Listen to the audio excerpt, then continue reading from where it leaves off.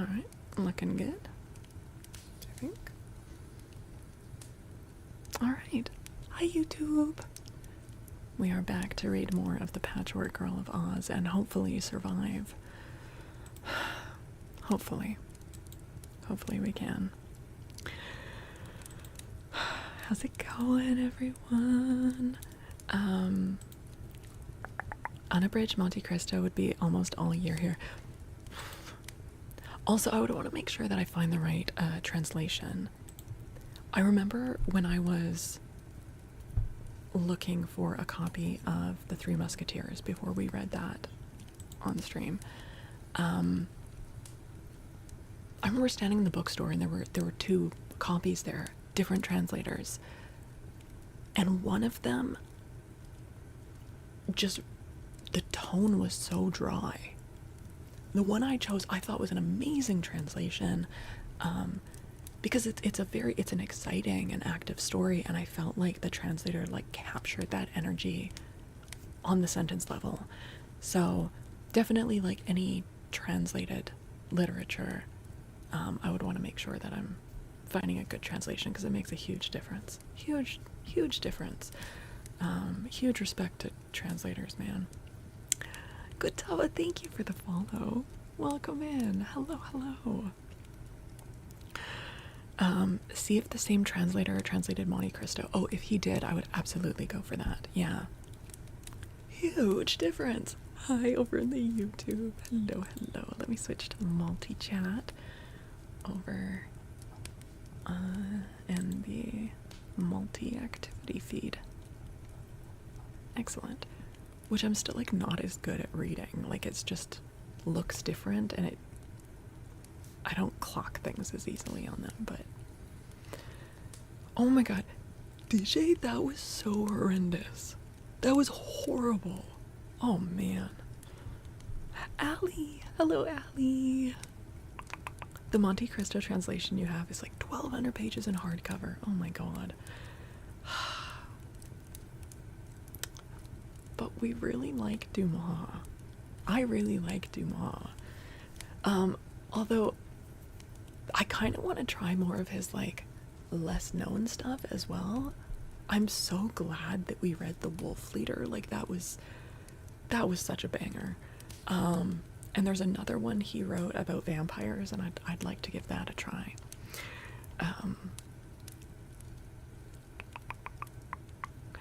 Yeah. But because, okay, so this will probably, I don't know how many more streams we will be suffering through the Patchwork Girl of Oz. For content, in case anyone is new here, we joke about, obviously we don't have to be reading this book, and we want to. We kind of have a love-hate relationship with L. Frank Baum, aka we love to hate him. We kind of read them and have fun doing it and play bingo. Because at this point in his career, he did not want to be writing these books. He tried the last one. This is Oz book number 7. Oz book number 6, he was like, this is the last. You could already feel the resentment like bubbling in the pages of number 6. He was so over that shit. And then within the space of a couple years, he had to declare bankruptcy. And he's like, well, I know I'd make money if I wrote another Oz book. So he like dragged himself back to the typewriter and banged this one out. And I feel like it's fair game. Yeah, he's like, I've been pestered. Had no idea that happened. Yeah, and then he wrote, there's so many. And look, you guys, we don't have to finish the series. I've said from the beginning, we will keep reading them until it stops being enjoyable, right? And we do not read them back to back. It's kind of just like a weird little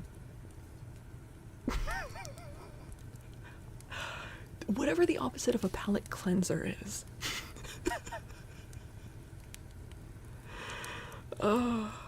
Or until the ghostwriters do. The plan was only ever just to read the ones that that Baum himself wrote. I think the one after this, though, might be the one that's about Nick Chopper, aka the Tin Man, and his like munchkin girl who he was supposed to marry, but he kept chopping off body parts and eventually became a fully tin man and then couldn't love anymore, so he just left her.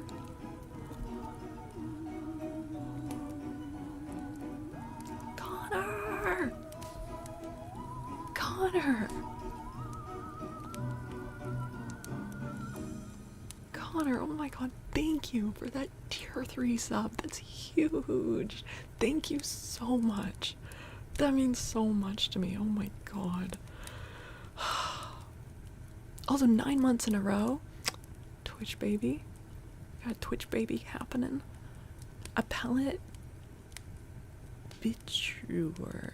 A bitter digest. Yeah. Yeah. Just like, you know, you eat something disgusting in the middle of your delicious food to remind you like how good you have it. Yes, you can read along with me. Let me pin that one over on the YouTube chat. Yeah, if you guys would like to read along with me, you can either download it for absolutely free or just open it in a browser tab from Project Gutenberg, which is pinned there. Okay. Yeah. Okay.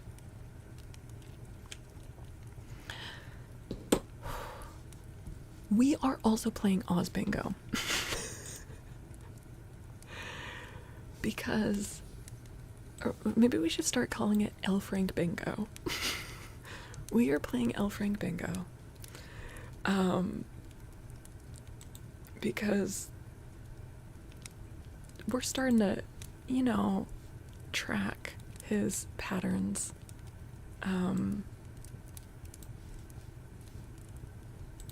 We see what's going on. Oops.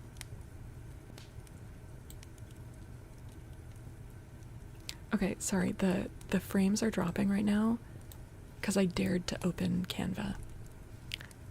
This is one of the reasons why over in the Discord I was talking about computer upgrades. This PC does seem to have trouble multitasking. So, yeah, that's why I'm still, like, I'm so grateful that this PC came through when my other one died. So freaking grateful. And it does work. And I think it is a good PC, but just for all the different programs that I need to have open, it's struggles sometimes with multitasking. Yeah. Okay. You just need more PCs. I just need some new parts to ship a Theseus, my old Xena Warrior PC. Oops.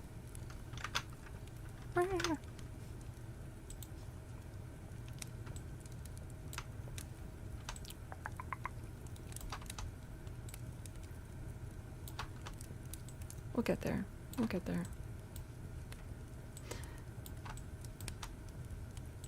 There we go. Alright. Yes. We're already making progress on this. More PCs. I don't have room for more PCs. Then you can be crushing the CPU on one and it won't affect. Oh, you're talking about like dual PC streaming? I don't think I need to do that. I don't think I need to do that because I don't even usually stream games, right? Was there ever a follow-up to my Immortal? Do you mean on stream or just in general?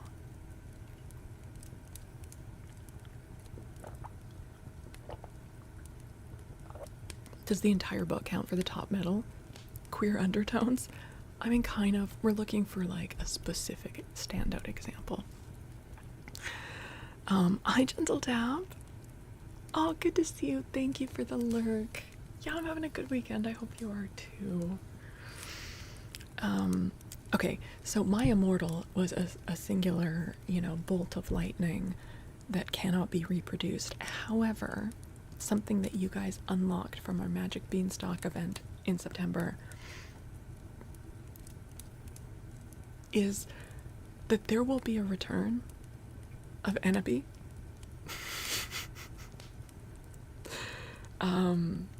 I will be dressing up as Ebony Darkness Dementia Ravenway once again. and judging you all. Damn, the frames are really dropping. Uh-oh. Yeah, beware, perhaps. It was deleted. Oh, you just want...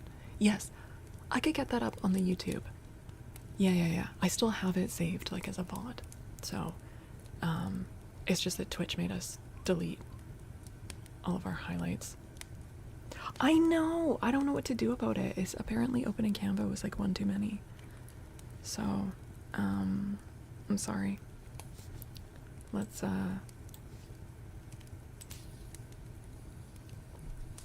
It should be fine, I think, if I have Canva minimized, and then we'll just be bringing it up.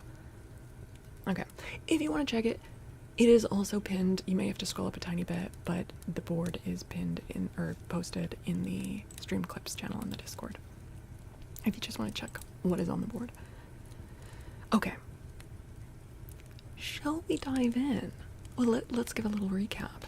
Our main characters in this book are a Munchkin boy named Ojo, also known as Ojo the Unlucky, which is just a very sad name.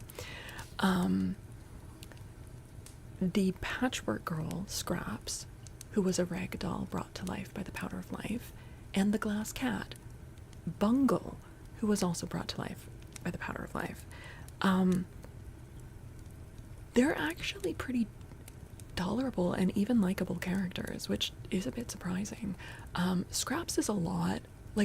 She's a lot, but she's not like a bitch like Dorothy. Like she's terrifying to look at. Yeah. But she seems to be like have good intentions. And to be fair, she's only like 2 days old at this point, so she's still learning. Yeah. They are on a journey to find, they're basically on a fetch quest to try to find very rare ingredients from around the land of Oz. They are first heading to the land of the Winkies, which is the yellow land that the Tin Woodman actually is emperor over. He was offered basically like the ruler spot, and he's like, I'm not just a king, you have to call me emperor. And is that problematic? I don't know, but anyway, everything is yellow in that land. The land of the Munchkins, everything is blue. People are being like very racist towards the Patchwork Girl because she's not the right color.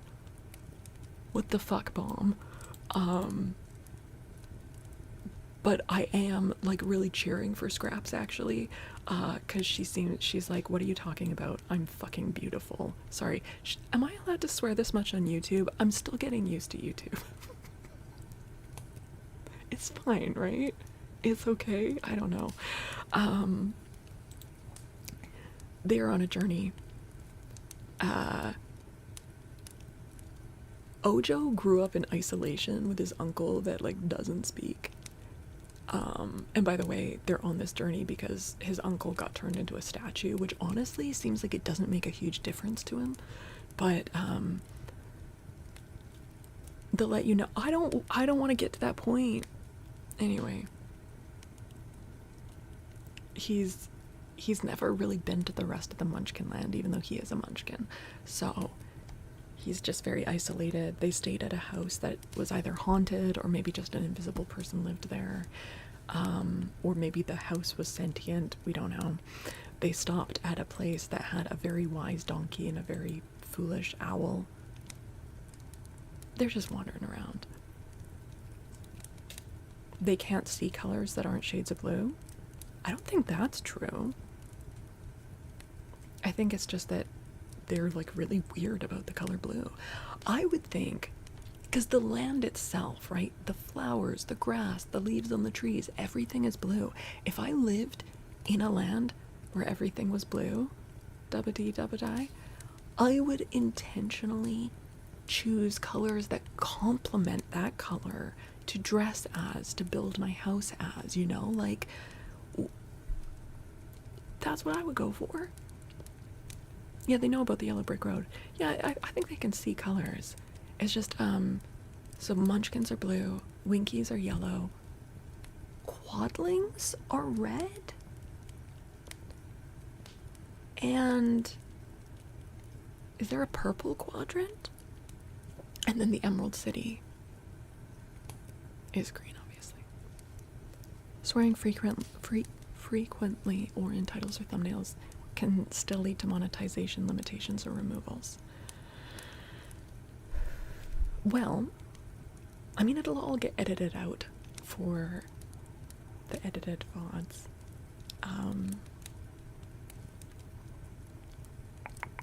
They just think their color is the best. You don't think what I'm doing is frequent? Okay. Alright. Alright. Okay. Well, the chapters aren't numbered. So I don't know what chapter this is, but it's called They Meet the Woozy. Who's talking? What's going on? Are you okay? What's happening? You look fine. They're just hanging out. I don't know. They're just talking to each other. Nim is behaving. That's great. Okay. They meet the woozy.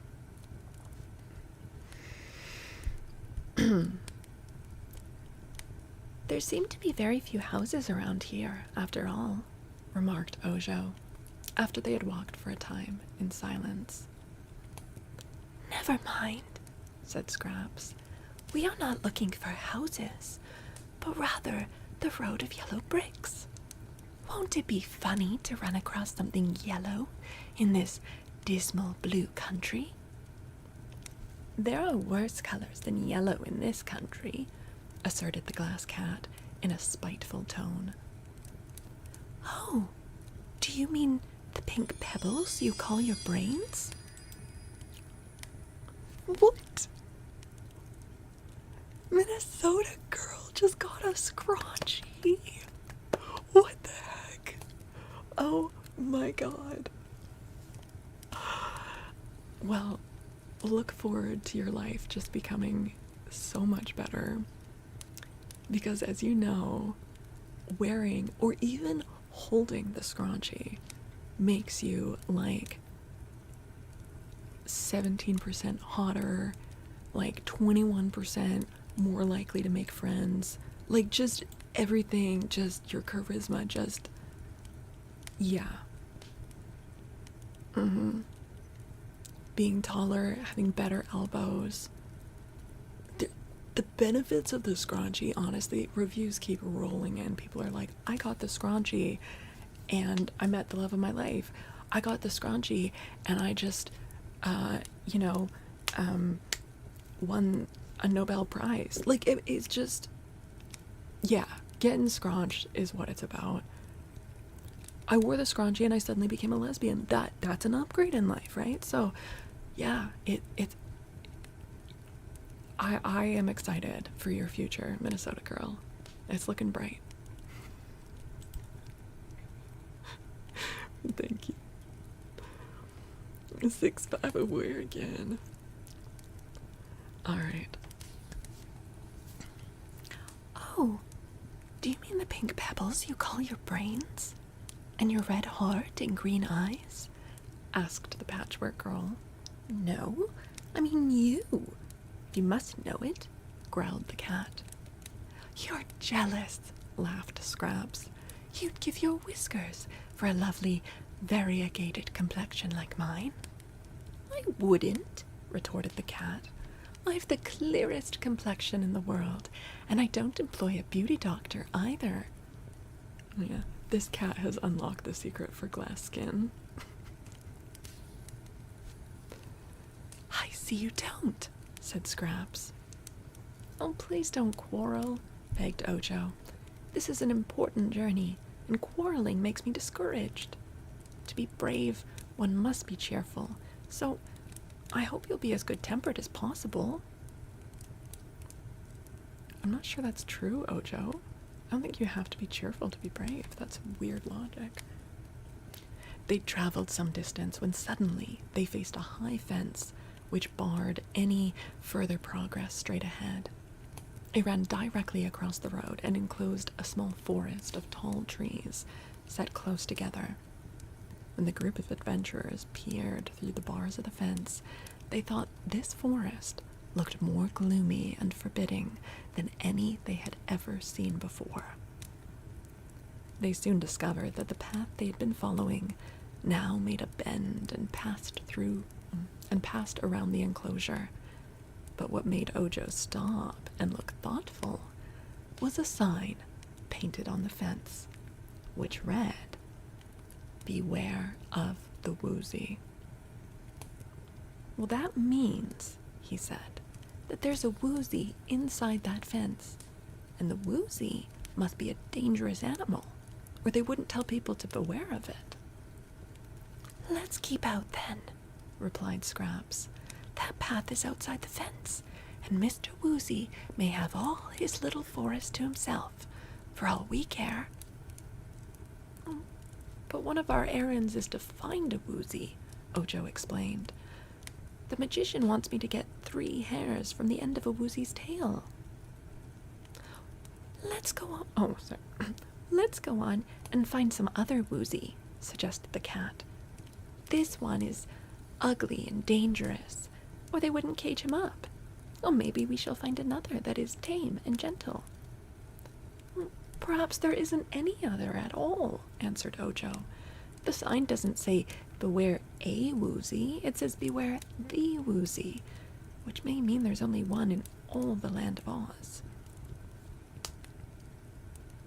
"Then," said Scraps, "suppose we go in and find him? Very likely, if we ask him politely to let us pull 3 hairs out of the tip of his tail, he won't hurt us."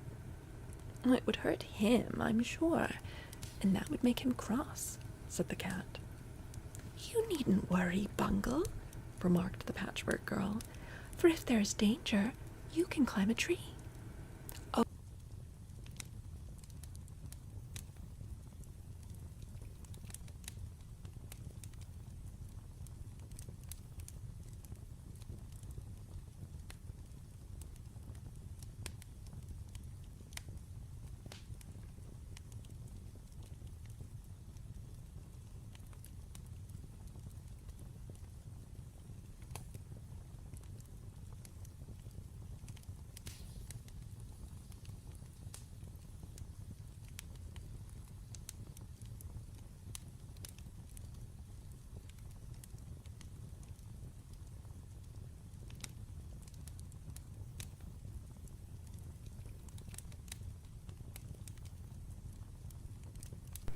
What about now? Can you hear me now? You should be able to hear me again. Yeah, okay. Let me restart the camera.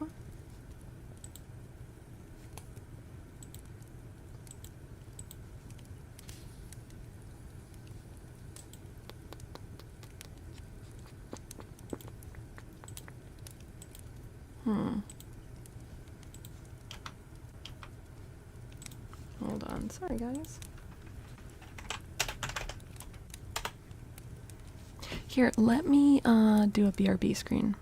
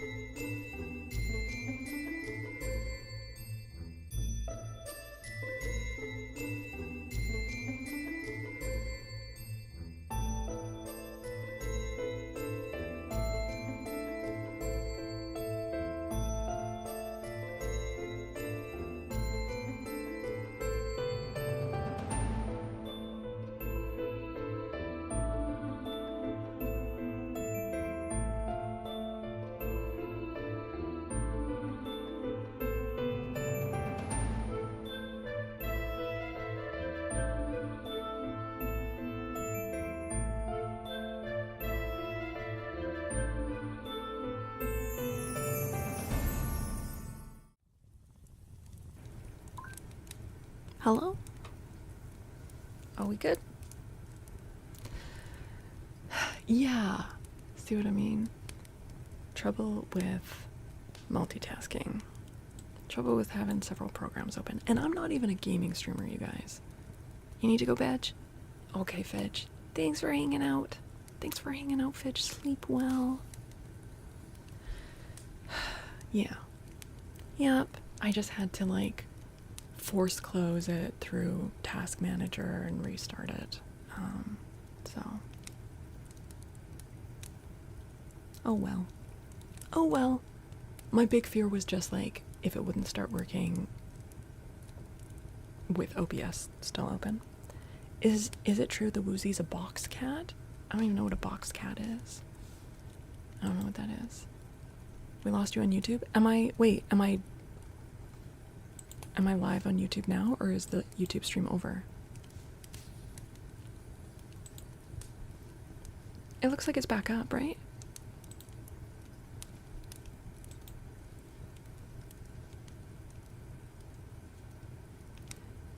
Yeah, no, it wasn't me, like, being lost on YouTube or Twitch. It was just that the camera program itself borked. Yeah. That's all.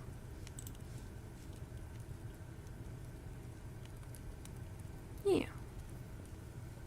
But anyways, it should be back up there, I think. Yeah. I'm here. Thanks, Allie. Thanks for letting me know. Okay, sorry about that, you guys. Okay.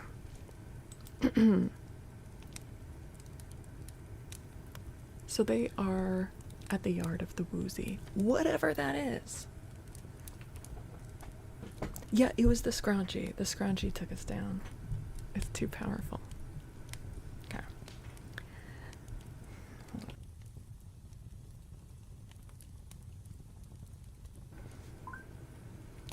Thanks, Marcouche. Yeah, no, we're good. We're back and running. It's all good. Okay. You needn't worry, Bungle, remarked the Patchwork Girl. For if there is danger, you can climb a tree. Hojo and I are not afraid, are we, Hojo? Well, I am, a little, the boy admitted. But this danger must be faced if we intend to save poor Unc Nunky. How shall we get over the fence? Climb, answered Scraps, and at once she began climbing up the rows of bars. Ojo followed and found it more easy than he had expected. When they got to the top of the fence, they began to get down on the other side, and soon were in the forest. The glass cat, being small, crept between the lower bars and joined them. Here, there was no path of any sort, so they entered the woods, the boy leading the way, and wandered through the trees until they were nearly in the center of the forest. They now came upon a clear space in which stood a rocky cave. So far, they had met no living creature, but when Ojo saw the cave, he knew it must be the den of the Woozy. It is hard to face any savage beast without a sinking of the heart, but still more terrifying is it to face an unknown beast, which you have never seen even a picture of. So there is little wonder that the pulses of the Munchkin boy beat fast as he and his companions stood facing the cave. The opening was perfectly square and about big enough to admit a goat. I guess the Woozy is asleep, said Scraps. Shall I throw in a stone to waken him? Oh, no, please don't, answered Ojo, his voice trembling a little. I'm in no hurry. But he had not long to wait, for the Woozy heard the sounds of voices and came trotting out of his cave.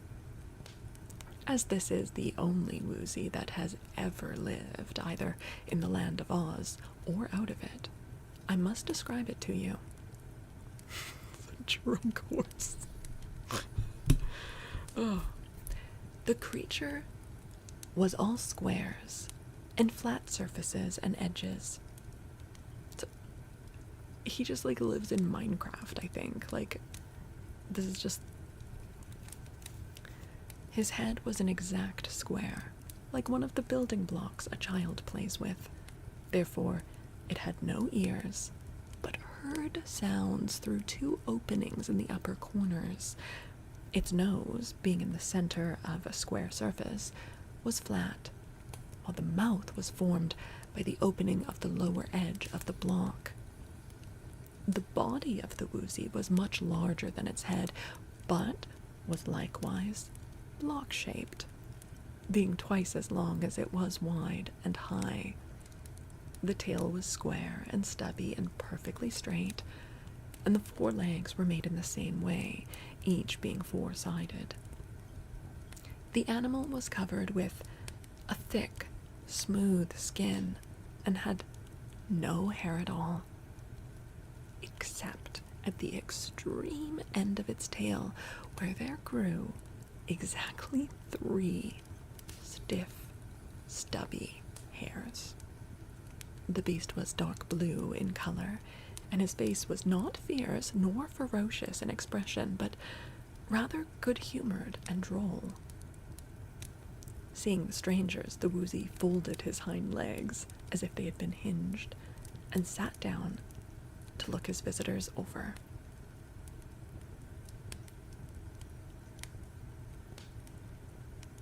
Okay.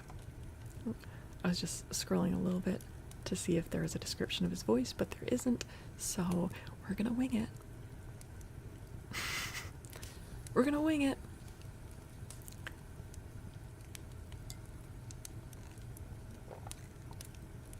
There hasn't been an illustration yet, but I'm sure there will be. It's gotta be... How do I do a square voice? How do I do that? Also, I feel like a woozy is like the worst name for a square animal. Woozy makes me think like wobbly, you know? Van Helsing. Hunger tiger voice? Square wave. I don't know what that means.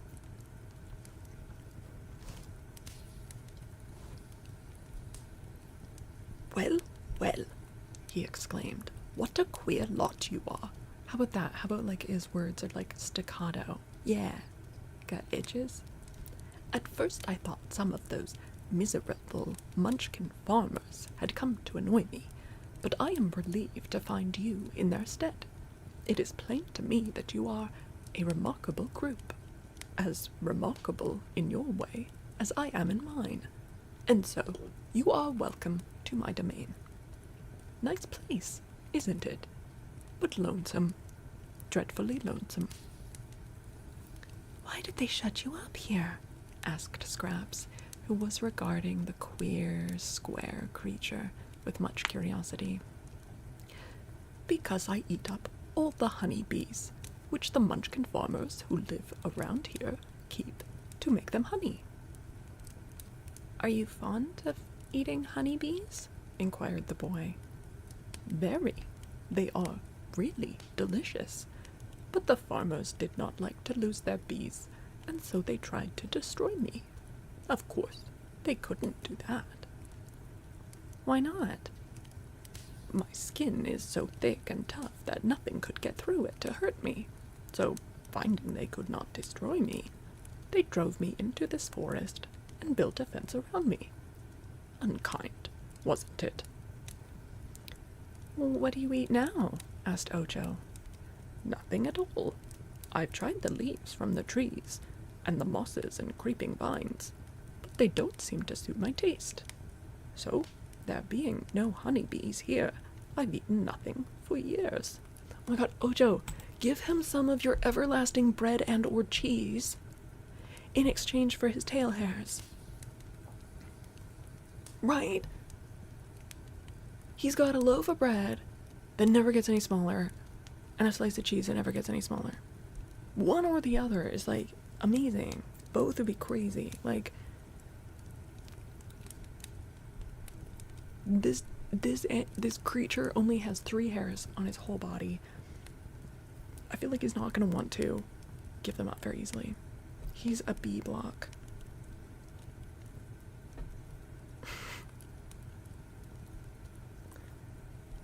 Ojo has infinite food, yeah. Although they've never said if you break off the bread, if you break the bread into 2 chunks, do both of those chunks become infinite bread? Do you know what I mean? Or does one of them become like, would start like rotting and disappear and only like the original? Do you know what I mean? Like if you split it exactly in half, which one is like the original piece of bread?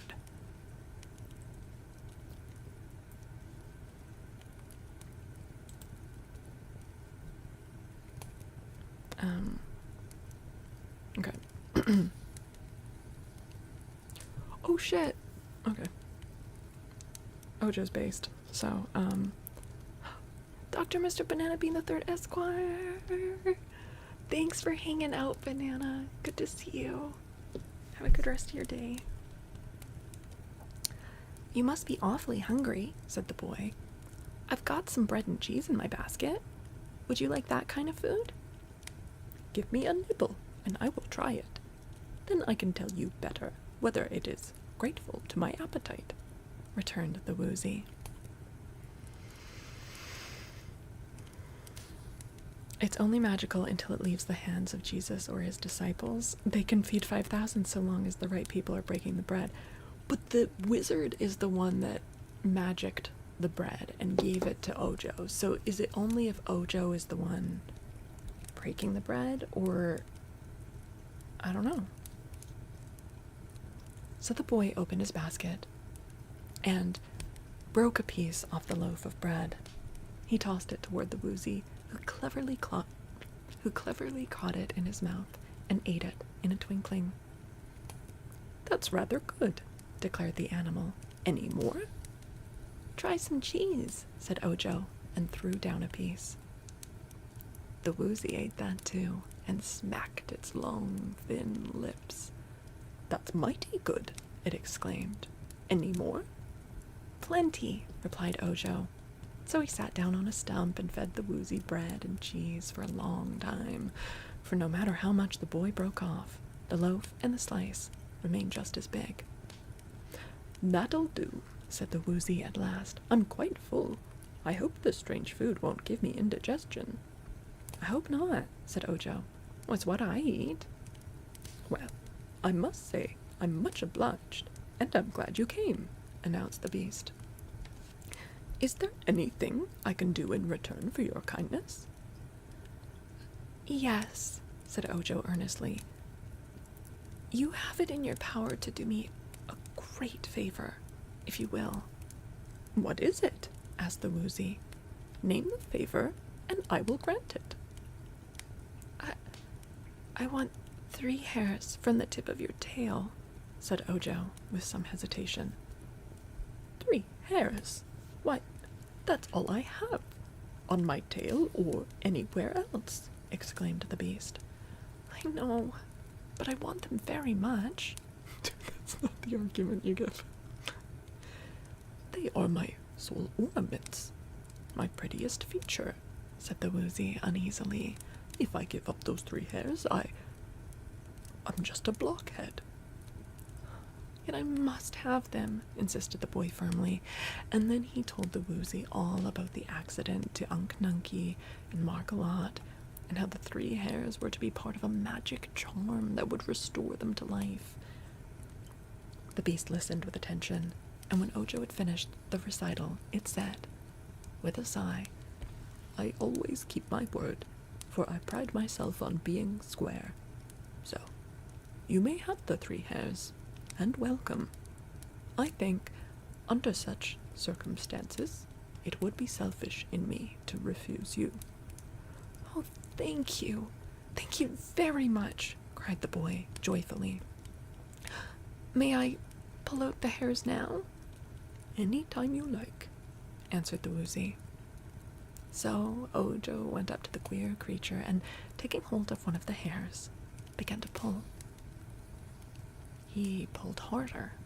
He pulled with all his might, but the hair remained fast. "What's the trouble?"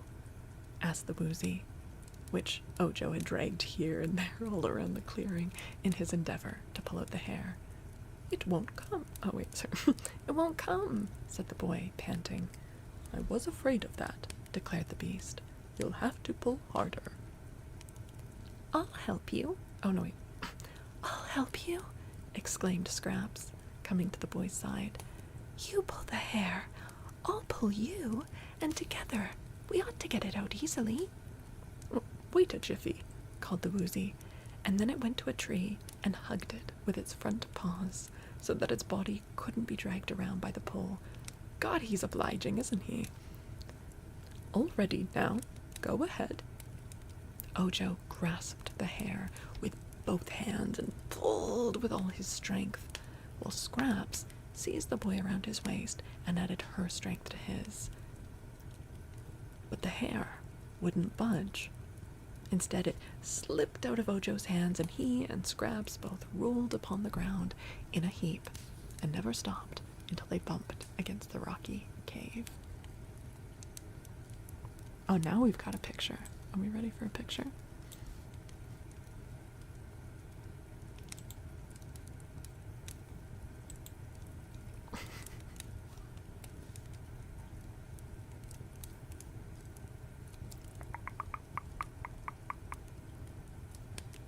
Where is it? Hello, Kindle.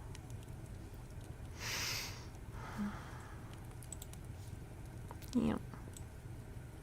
So that is what the woozy apparently... He just looks like a cardboard box. I was picturing him looking more like... Also, doesn't it explicitly say that he's dark blue? And also, aren't all the trees and everything... Like, it's like the illustrator didn't even read the book. Yeah. What the hell?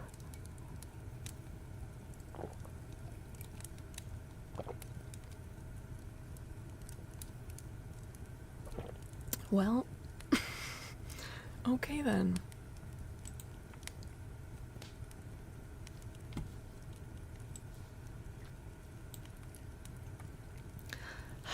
"Give it up," advised the glass cat, as the boy arose and assisted the Patchwork Girl to her feet. "A dozen strong men couldn't pull out those hairs. I believe they're clinched on the underside of the woozy's thick skin." "What shall I do?" asked the boy, despairingly. "If, on our return, I fail to take these 3 hairs to the Crooked Magician, the other things I have come to seek will be of no use at all, and we cannot restore Unk Nunky and Markalot to life." "They're goners, I guess," said the Patchwork Girl. The illustrator cared as little as Baum at this point. "Hi, Iceman. Good to see you." "Never mind," added the cat. "I can't see that old Unk and Markalot are worth all this trouble anyhow." But Ojo did not feel that way. He was so disheartened that he sat down upon a stump and began to cry. The woozy looked at the boy thoughtfully.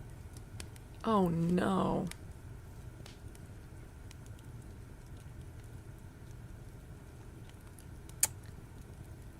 So I thought, it doesn't matter what voice I choose for this fucking woozy, because he's only in this one chapter and then they're leaving him behind.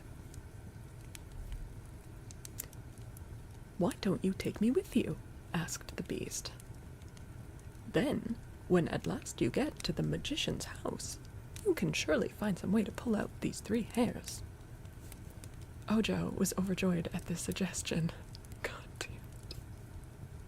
I want to do this voice the whole book. This is Eureka all over again. "That's it," he cried, wiping away the tears and springing to his feet with a smile. "If I take the 3 hairs to the magician, it won't matter if they're still in your body." "It can't matter in the least," agreed the woozy.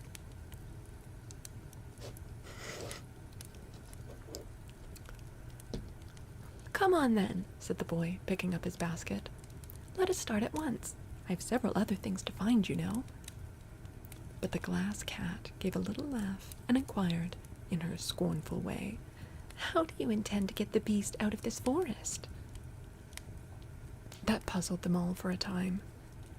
Let us go to the fence, and then we may find a way, suggested Scraps. So they walked through the forest to the fence, reaching it at a point exactly opposite that where they had entered the enclosure. How did you get in? Asked the Woozy. We climbed over, answered Ojo.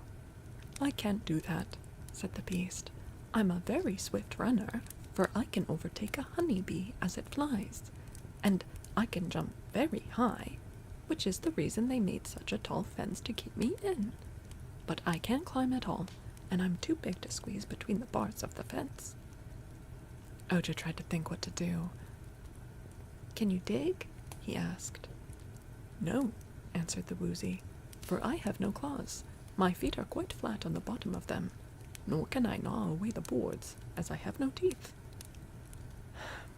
You're not such a terrible creature after all. Oh wait, sorry. You're not such a terrible creature after all, remarked Scraps.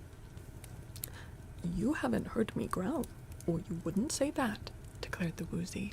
When I growl, the sounds echo like thunder all through the valleys and woodlands, and children tremble with fear, and women cover their heads with their aprons, and big men run and hide.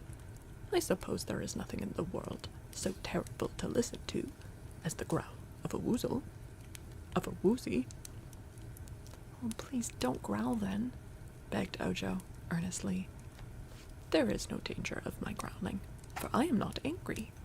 Only when angry do I utter my fearful, ear-splitting, soul-shuddering growl.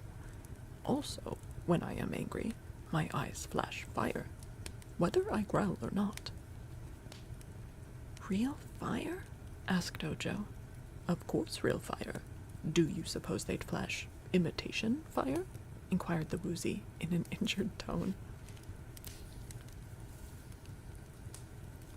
Not as bad as Bumblebride's voice. Yeah, but he only said like one word at a time. He just two words. He just go, don't know. Like, that was fine. It was fine because he barely spoke. Eureka so far has been the worst voice choice.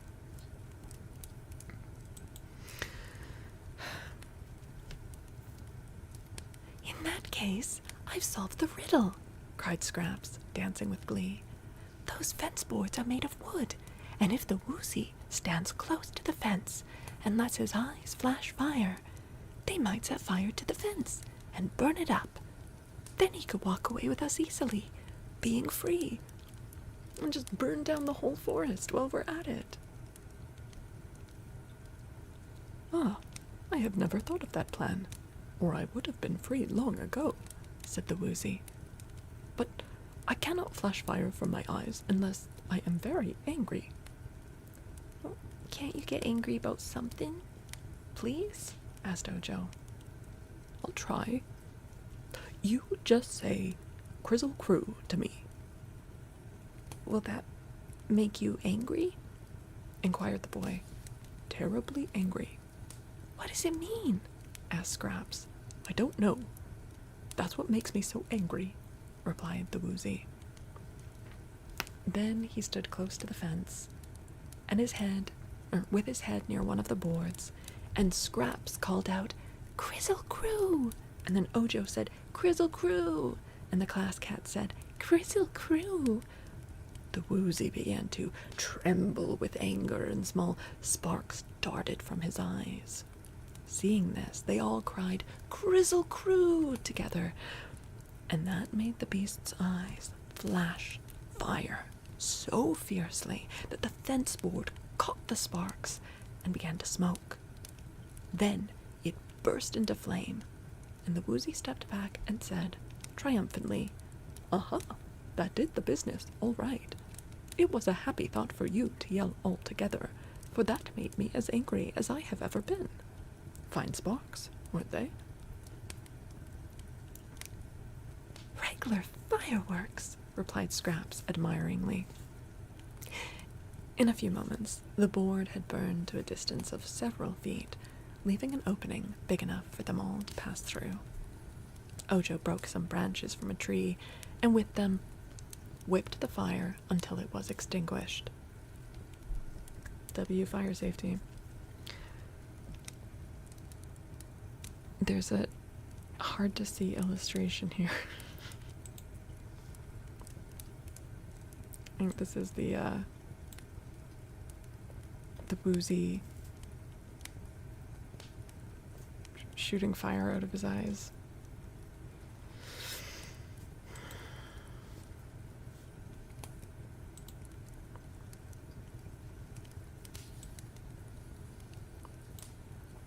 Okay.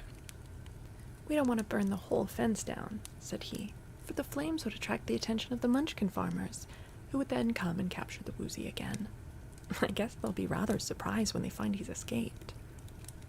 So they will, declared the woozy, chuckling gleefully.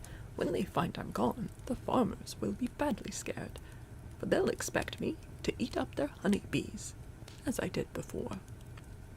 That reminds me, said the boy, that you must promise not to eat honeybees while you are in our company. None at all? Not a bee. It would get us all into trouble. We can't afford to have any more trouble than is necessary. I'll feed you all the bread and cheese you want, and that must satisfy you. All right, I promise, said the woozy cheerfully. And when I promise anything, you can depend upon it, 'cause I'm square. I don't see what difference that makes, observed the Patchwork Girl, as they found the path and continued their journey. The shape doesn't make a thing honest, does it? Of course it does, returned the woozy, very decidedly. No one could trust the crooked magician, for instance, just because he is crooked.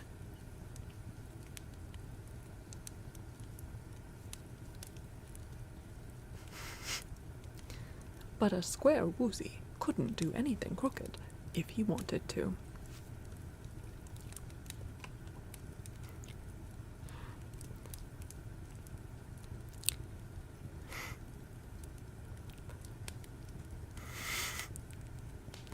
All the hate for crooked people. I'm not untrustworthy. What do you mean?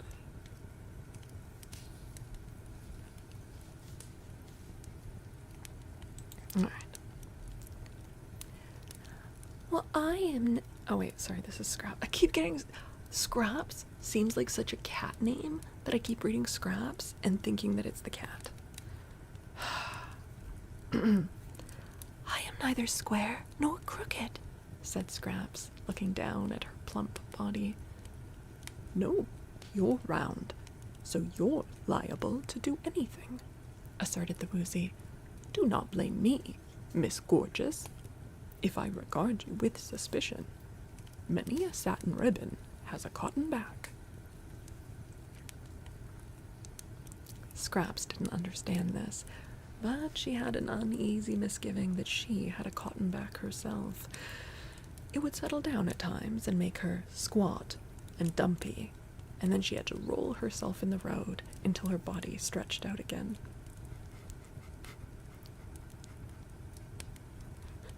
Try this one new cure for cellulite. Oh, good, we get a picture of Scraps looking dumpy. Hold on.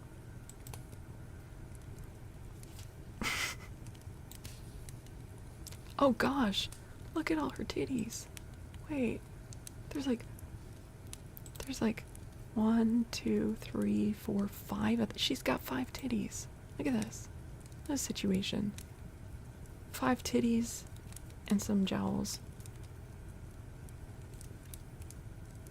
Yeah. Damn.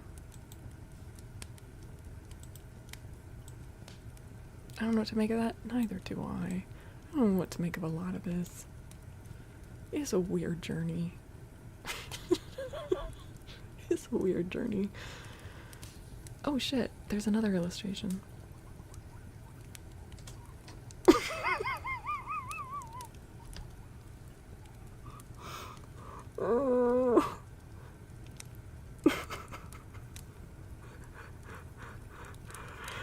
Oh Lord. Okay.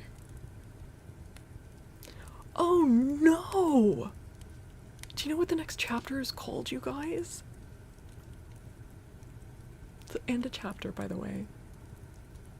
The next chapter is called Shaggy Man to the Rescue. Does he have a French mustache? It looks like he does.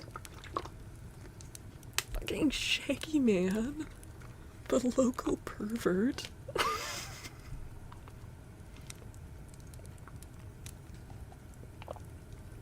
He's just wandering the Munchkin country looking for more children to abduct. But he doesn't have the love magnet anymore to brainwash them, so. Hi, Moonstar. Hello. How are you doing? Welcome. Like, how is this predator just allowed to, like, wander around?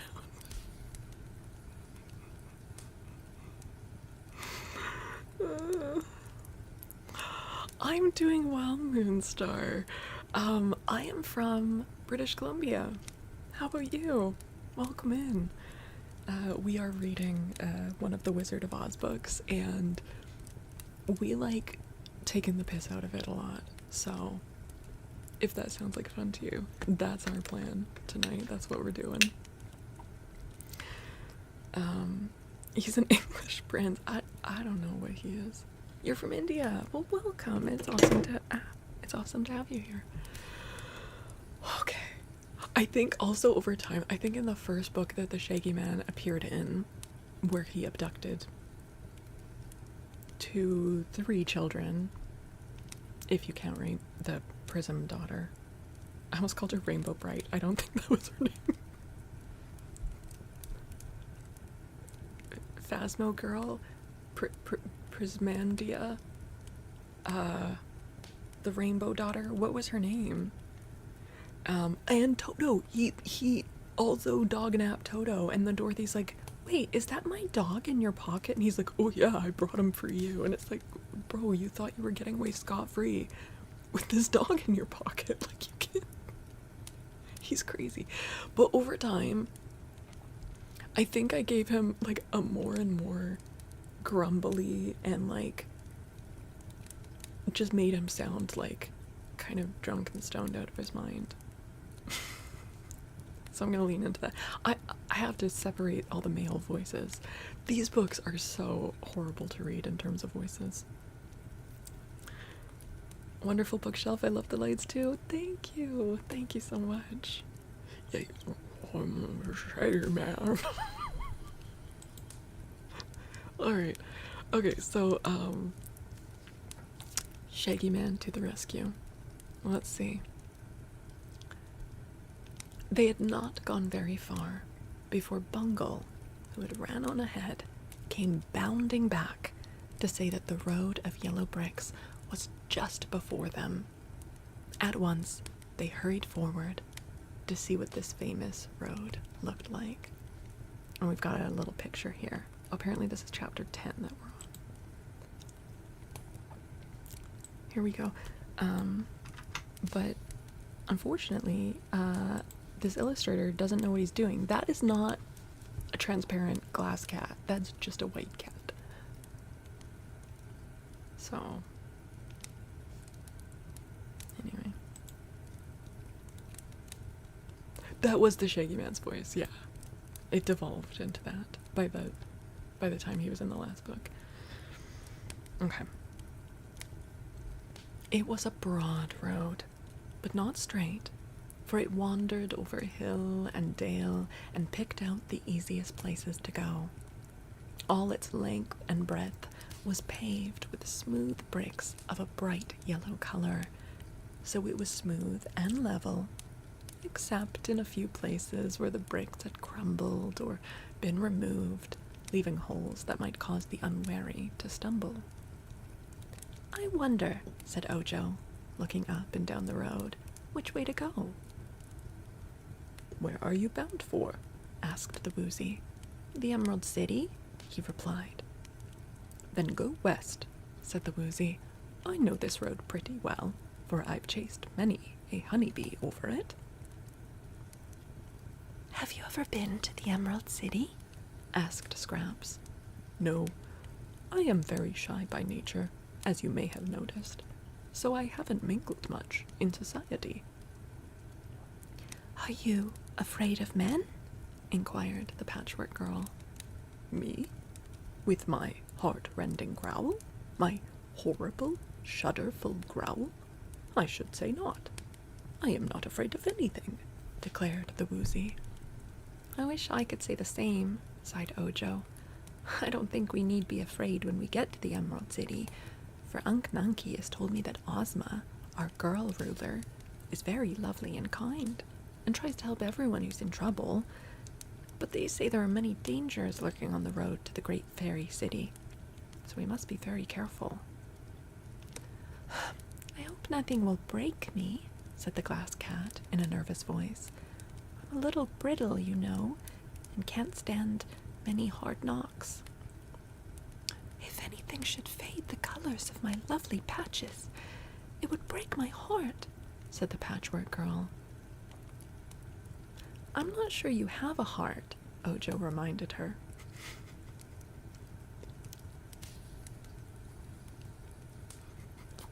The fuck, Ojo?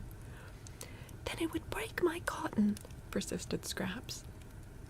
Do you think they are all fast colors, Ojo? She asked anxiously. They seem fast enough when you run, he replied.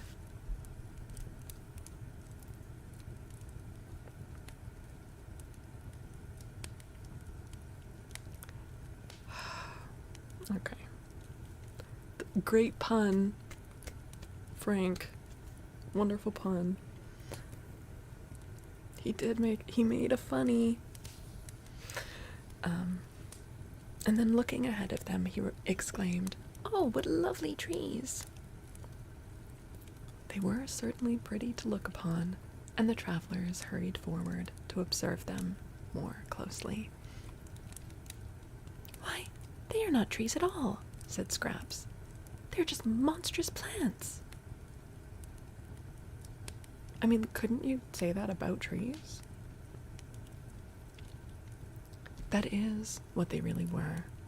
Masses of great broad leaves which rose from the ground far into the air until they towered twice as high as the top of the Patchwork Girl's head, who was a little taller than Ojo. The plants formed rows on both sides of the road, and from each plant rose a dozen or more of the big, broad leaves, which swayed continually from side to side, although no wind was blowing. But the most curious thing about the swaying leaves was their color. They seemed to have a general groundwork of blue, but here and there other colors glinted at times through the blue. Gorgeous yellows turning to pink, purple, orange, and scarlet, mingled with more sober browns and grays, each appearing as a blotch or stripe anywhere on a leaf, and then disappearing to be replaced by some other color of a different shape.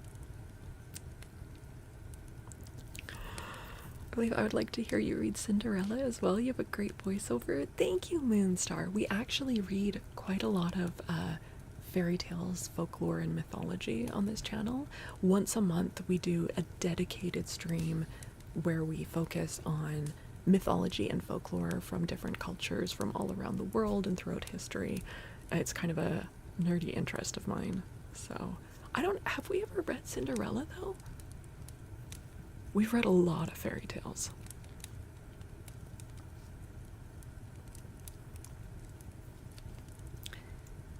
The changeful coloring of the great leaves was very beautiful, but it was bewildering as well, and the novelty of the scene drew our travelers close to the line of plants, where they stood watching them with rapt interest. Suddenly, a leaf bent lower than usual and touched the Patchwork Girl. Swiftly, it enveloped her in its embrace. What in the AO3 is about to happen?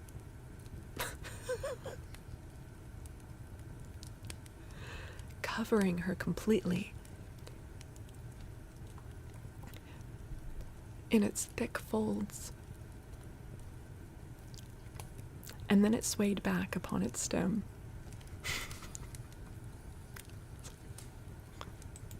I'm sorry. Thaddeus! Don't reward me for that behavior.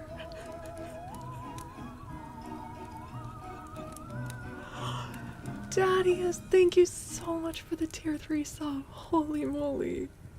Thank you. How are you? It's so good to see you.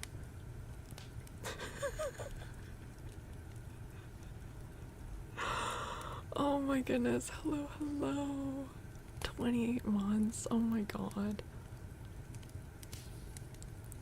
The illustrator doesn't give a fuck. No. He doesn't care. He does his own thing.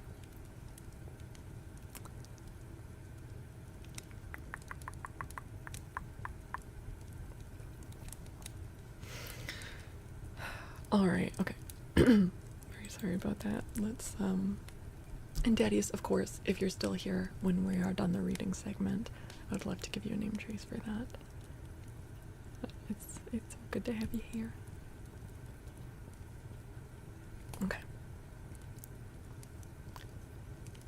Suddenly a leaf bent lower than usual and touched the Patchwork Girl. Swiftly, it enveloped her in its embrace, covering her completely in its thick folds, and then it swayed back upon its stem. "Why, she's gone!" gasped Ojo in amazement, and listening carefully, he thought he could hear the muffled screams of Scraps coming from the center of the folded leaf. But before he could think what he ought to do to save her, another leaf bent down and captured the glass cat, rolling around the little creature until she was completely hidden, and then straightening up again upon its stem. "Look out!" cried the Woozy. "Run! Run fast, or you are lost!" Ojo turned and saw the Woozy running swiftly up the road. But the last leaf of the row of plants seized the beast, even as he ran, and instantly he disappeared from sight. The boy had no chance to escape. Half a dozen of the great leaves were bending toward him from different directions, and as he stood, hesitating, one of them clutched him in its embrace. In a flash, he was in the dark. Then he felt himself gently lifted until he was swaying in the air, with the folds of the leaf hugging him on all sides. At first, he struggled hard to escape, crying out in anger, "Let me go! Let me go!" But neither struggles nor protests had any effect whatever. The leaf held him firmly, and he was a prisoner. Then Ojo quieted himself and tried to think. Despair fell upon him when he remembered that all his little party had been captured, even as he was, and there was none to save them. "I might have expected it," he sobbed miserably. "I'm Ojo the Unlucky, and something dreadful was sure to happen to me." He pushed against the leaf that held him and found it to be soft, but thick and firm. It was like a great bandage all around him, and he found it difficult to move his body or limbs in order to change their position. The minutes passed and became hours. Ojo wondered how long one could live in such a condition, and if the leaf would gradually sap his strength and even his life in order to feed itself. The little Munchkin boy had never heard of any person dying in the land of Oz, but he knew one could suffer a great deal of pain. His greatest fear at this time was that he would always remain imprisoned in the beautiful leaf and never see the light of day again. no sound came to him through the leaf. All around was intense silence. Ojo wondered if Scraps had stopped screaming or if the folds of the leaf prevented his hearing her. By and by, he thought he heard a whistle, as of someone whistling a tune. Yes, it really must be someone whistling, he decided, for he could follow the strains of a pretty Munchkin melody that Unc Nunkie used to sing to him. The sounds were low and sweet, and although they reached Ojo's ears very faintly, they were clear and harmonious.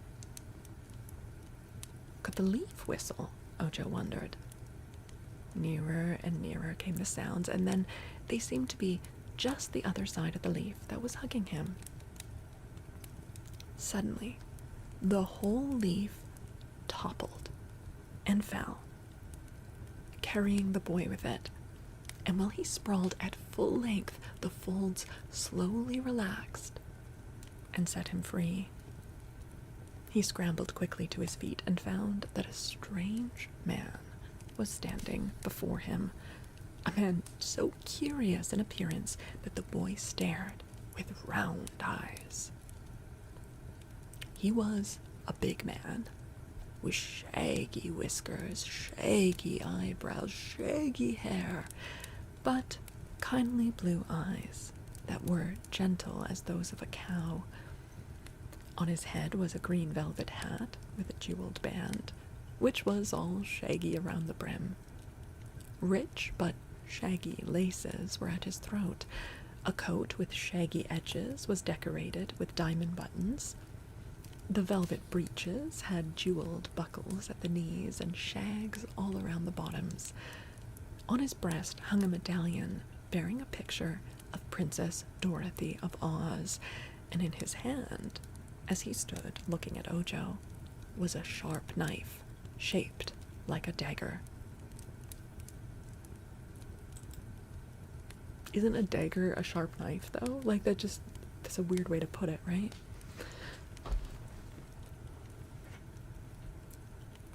Shaggy must be from Oz, too. No, he's from Human World. He first abducted Dorothy and Toto in Kansas. And then they went into... It's kind of unclear. I think they had already passed into Fairyland when they found Bumble Bright and kidnapped him.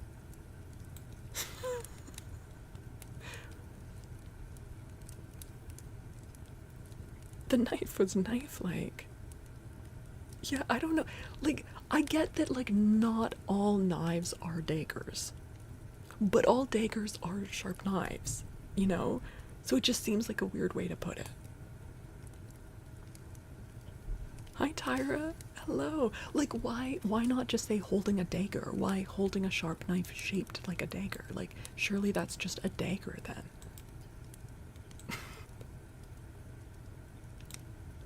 I don't know. This is a weird way to put it. It's fine. There's a difference. Yeah, not every knife is a dagger, right? A butter knife, a steak knife, a bread knife, a cheese knife. There's so many types of knives that are not daggers. Anyway.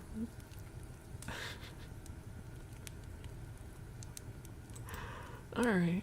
Well, here's the legendary local child abductor with his dagger-shaped knife. This is great.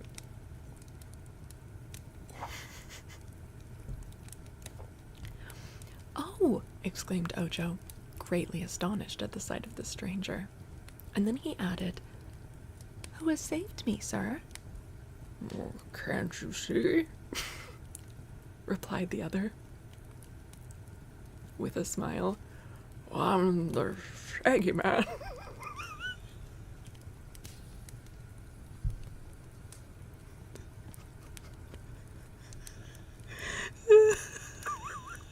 Sorry.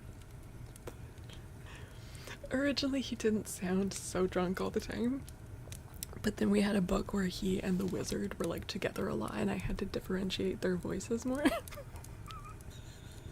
And the Shaggy Man's voice just became more and more like drunken and slurred.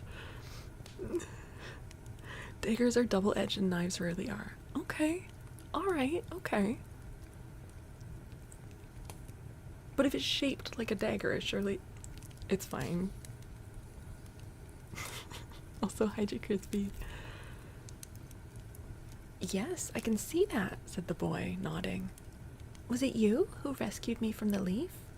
Oh, none other, you may be sure.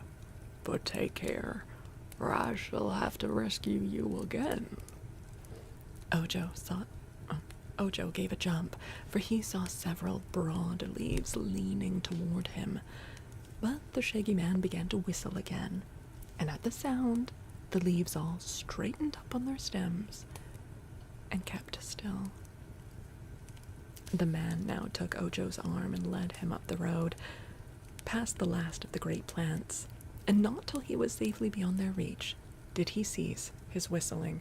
Dude, imagine the Shaggy Man planted these plants to trap children for him, and then once a day he just goes by, like you would check like crab traps or something.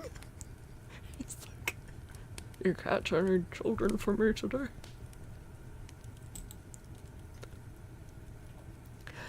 You see, the music charms him, said he. Singing or whistling, it doesn't matter which, makes him behave. Nothing else will. I always whistle as I go by 'em, and so they always let me alone. Today, as I went by whistling, I saw a leaf curled, and I knew there must be something inside it. Well, I cut down the leaf with my knife, and out you popped. Lucky I passed by, wasn't it? You're very kind, said Ojo, and I thank you. Will you please rescue my companions also? What companions? Asked the Shaggy Man. I'm your only companion now. I'm joking. He doesn't say that. The leaves grabbed them all, said the boy. There's a patchwork girl and... What? A girl made of patchwork, you know. She's alive, and her name is... Sorry, guys.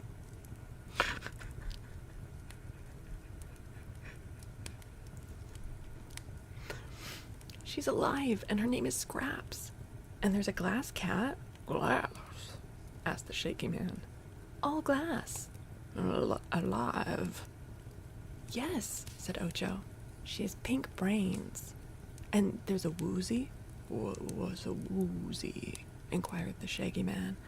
Why, I can't describe it, answered the boy, greatly perplexed. But it's a queer animal, with 3 hairs on the tip of its tail that won't come out, and... What won't come out? Asked the Shaggy Man. The tail? The hairs won't come out. But you'll see the woozy if you'll please rescue it, and then you'll know just what it is. Well, of course, said the Shaggy Man, nodding his shaggy head.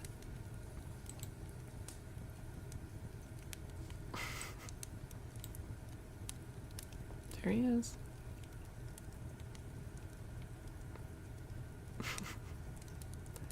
I don't know, I think the glass cat's probably safe from the Shaggy Man.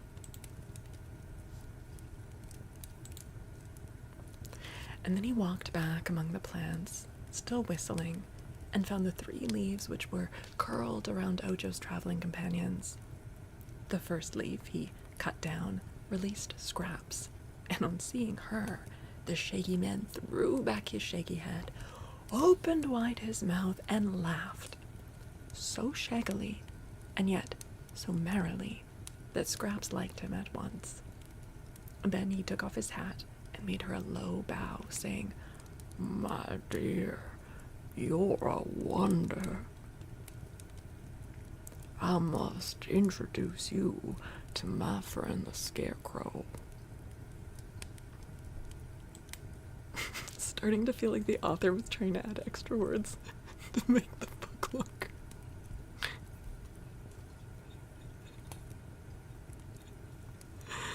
Oh. Okay. How many versions and iterations of the word shaggy do we need? We can just keep saying shaggy, it's fine. When he cut down the second leaf, he rescued the glass cat, and Bungle was so frightened that she scampered away like a streak, and soon had joined Ojo. When she sat beside him, panting and trembling, the last plant of all the row had captured the woozy, and a big bunch in the center of the curled leaf showed plainly where he was.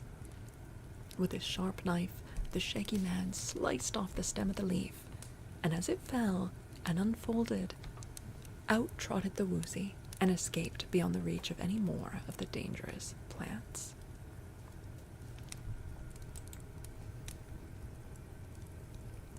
What is he doing? Oh, crop dusting. That's just Ojo in the plant again, but without the Shaggy Man. That's just the same illustration as before, isn't it? Look at this. It's just the same illustration as before, only not colored and without the Shaggy Man in it. Bro, this illustrator does not care.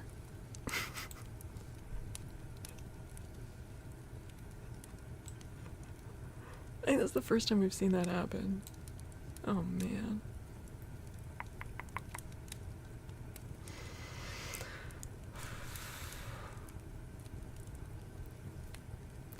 Are we shipping well, aren't the Scarecrow and Nick Chopper kind of like, although Nick Chopper we know is gonna have a book with his Munchkin lover, I think next book, and I'm very excited for it.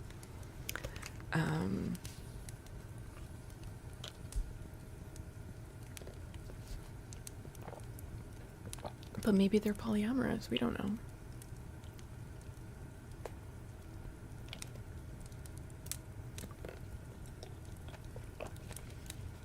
But the Scarecrow also has a thing going on with the Private, who I think is a general now, or like the captain or something.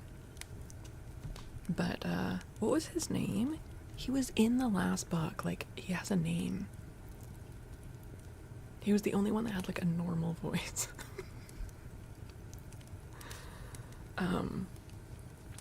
Anyway, there's a lot of shipping going on. Promotions in the Army of Oz go quickly. They do. Yeah. You're right. Shay is dating Jack Pumpkinhead. Yeah. Yeah. All right. Chapter 11. A good friend. By the way, do we have anything to check off of our... I'm like scared to open up the Canva, but do we have anything to check off? I mean, we could say Baum is so over this shit. You know? I mean, I feel like that one...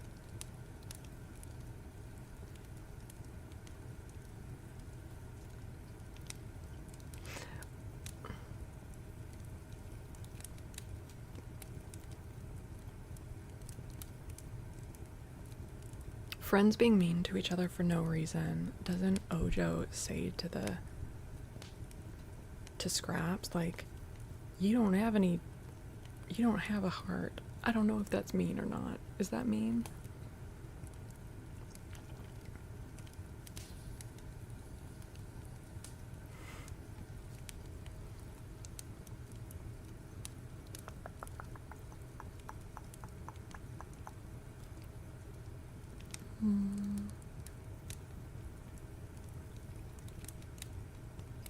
Did we have them getting Vord on there? No. No. There was threat of or attempted execution. Which, like... They did almost get eaten by these plants. You think he's just being honest, not mean? Okay. Well, I'm sure Dorothy feels that way when she's like, yeah, but you're ugly. She'd be one of those bitches at, like, Thanksgiving dinner being like, what? I just speak my mind. You just don't like it because I'm so honest. It's like, you don't always have to be honest. Like, you know those people that are just rude and then they're like, proud of it. They're like, I just speak my mind. Like, okay, Sharon, like, just, you don't have to say everything that comes into your mind. The plants are definitely eating. So you think threat of attempted execution?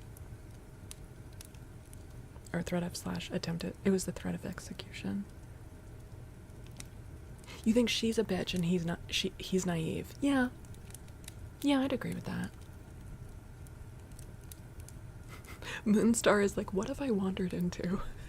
Moonstar, this is the 7th Oz book that we've read over like the past year. So we like to make fun of them. We do also read like genuinely good literature here though.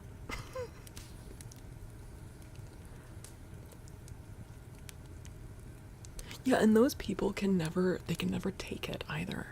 If you criticize them, they can never handle it. Okay, well let's do that then. That's not what I'm trying to do.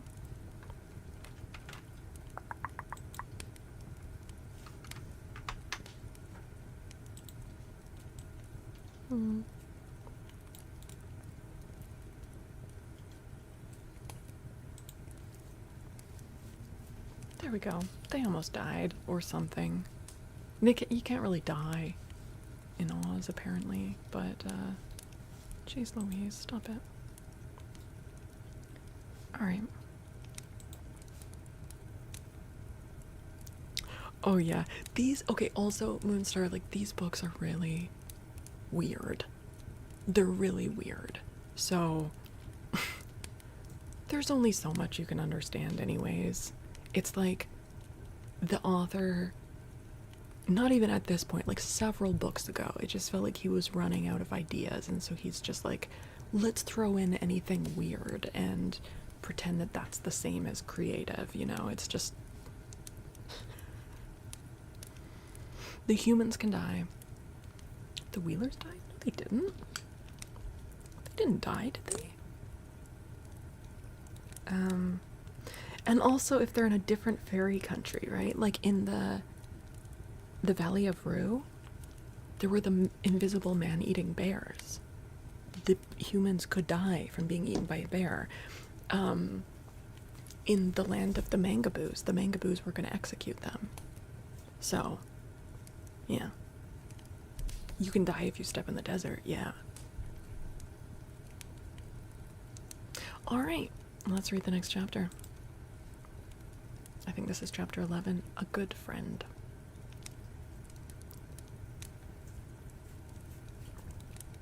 And the Wicked Witches, true. Yeah, if you go to the other fairy countries, people can die. For some reason, not in Oz, if you're a citizen of Oz. But I don't know what happens with the these creatures that are brought to life with the powder of life, right? Like if the glass cat shattered into pieces, would she still be sentient? Like they took apart the Gump and hung the Gump's head back up on the wall, and the Gump's head was still sentient, which fucking sucked, because the reason that he was like, can you take me apart, is because he was like, this doesn't compare to being a real life Gump, which apparently is an Oz version of like a moose. He's like, I was like running around the forest when I was alive, and it sucks being a couch now. And so they took him apart and hung his head on the wall, and it's like, well, now you can move even less. It's terrible. They could have like built him a better body. They're not good friends. They were gonna let Jack Pumpkinhead just die, and if he hadn't been so industrious and started like farming his own dead heads and growing new heads, no, he's the one doing it. They didn't step in like, hey, we're your friends, we're gonna start a pumpkin farm. No, he had to do it himself. Like, this bullshit. Okay. Sorry. They're not good friends. Chapter 11. A Good Friend. Soon, The entire party was gathered on the road of yellow bricks, quite beyond the reach of the beautiful but treacherous plants. The shaggy man, staring first at one and then the other, seemed greatly pleased and interested. Well, I've seen queer things since I came to the land of Oz, said he. well, never anything queerer than this band of adventurers. Let us sit down a while and have a talk and get acquainted. Haven't you always lived in the land of Oz? Asked the Munchkin boy. No, I used to live in the big outside world, but I came here once with Dorothy, and Ozma let me stay. How do you like Oz? Asked Scraps. Isn't the country and the climate grand? It's the finest country in all the world, even if it is a fairyland. I'm happy every minute I live in it, said the shaggy man. But tell me something about yourselves. So, Ojo related the story of his visit to the house of the Crooked Magician, and how he met there the glass cat, and how the Patchwork Girl was brought to life, and of the terrible accident to Unk Nunkie and Margalotte. Then he told how he had set out to find the 5 different things which the magician needed to make a charm that would restore the marble figures to life. One requirement being 3 hairs from a woozy's tail. We found the woozy, explained the boy, and he agreed to give us the 3 hairs, but we couldn't pull them out, so we had to bring the woozy along with us. I see, returned the shaggy man, who had listened with interest to the story. Well, perhaps I, who am big and strong, can pull those 3 hairs from the woozy's tail. Try it, if you like, said the woozy. So the shaggy man tried it, but pull as hard as he could, he failed to get the hairs out of the woozy's tail. So he sat down again and wiped his shaggy face with a shaggy silk handkerchief and said, Oh, it doesn't matter. If you can keep the woozy till you get the rest of the things you need, you can take the beast and his 3 hairs to the Crooked Magician and let him find a way to extract him. What are the other things you are to find? One, said Ojo, is a 6-leafed clover. Oh, you ought to find that in the fields around the Emerald City, said the shaky man. There's a law against picking 6-leaf clovers, but I think I can get Ozma to let you have one. Thank you, replied Ojo. The next thing is the left wing of a yellow butterfly. Oh, for that you must go to the Winky Country, the shaky man declared. Well, I've never noticed any butterflies there, but that is the yellow country of Oz, and it's ruled by a good friend of mine, the Tin Woodman. Oh, I've heard of him, exclaimed Ojo. He must be a wonderful man. So he is, and his heart is wonderfully kind. I'm sure the Tin Woodman will do all in his power to help you save your Unk Nunkie and poor Margalotte. The next thing I must find, said the Munchkin boy, is a gill of water from a dark well. Oh, indeed. Well, that is more difficult, said the shaggy man, scratching his left ear in a puzzled way. Well, I've never heard of a dark well. Have you? No, said Ojo. Do you know where one may be found? Inquired the shaggy man. I can't imagine, said Ojo. Well, we must ask the Scarecrow. The Scarecrow? Oh, but surely, sir, a scarecrow can't know anything. Most scarecrows don't, I admit, answered the shaggy man. But this scarecrow of whom I speak is very intelligent. He claims to possess the best brains in all of Oz. Better than mine? Asked Scraps. Better than mine? Echoed the glass cat. Mine are pink, and you can see 'em work. Well, you can't see the scarecrow's brains work, but they do a lot of clever thinking, asserted the Shaggy Man. if anyone knows where a dark well is. It's my friend the Scarecrow. The Shaggy Man sounding more and more like he's from Louisiana. It's not intentional. It's not intentional. I'm just... But sure, he can be from Louisiana. I'm okay with that. Oh my god.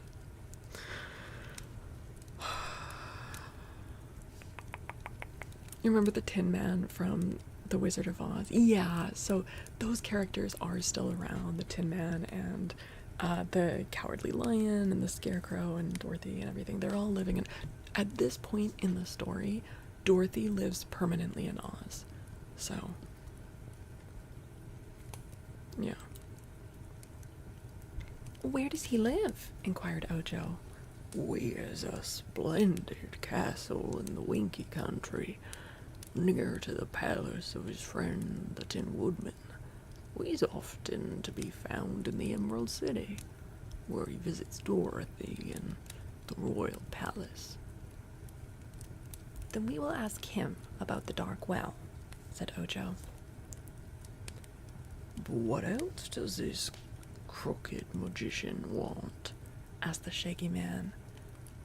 A drop of oil from a live man's body.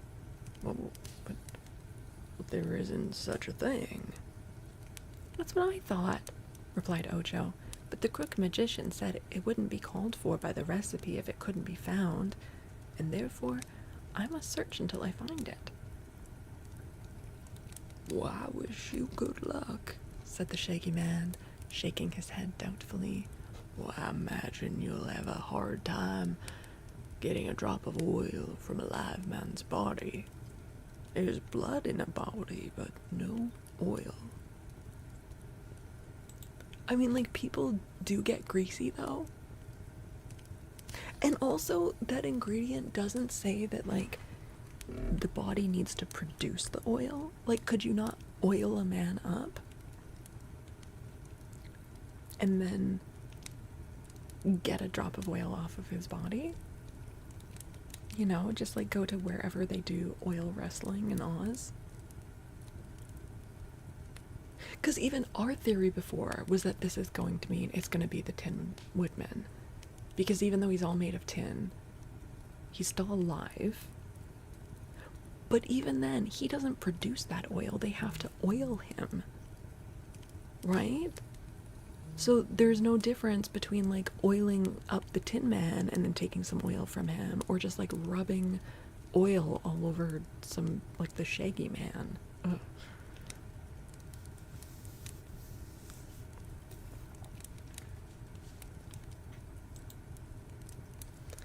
Oh god.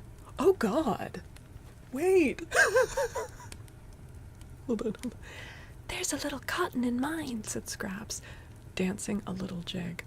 Okay, this picture is horrendous, but also the caption for it is so fucking awesome. Like, I kind of love her. Hold on. I hate dignity. Why have they labeled this picture that? Like, maybe it's gonna show up in the text. Just her fucking dancing. I hate dignity.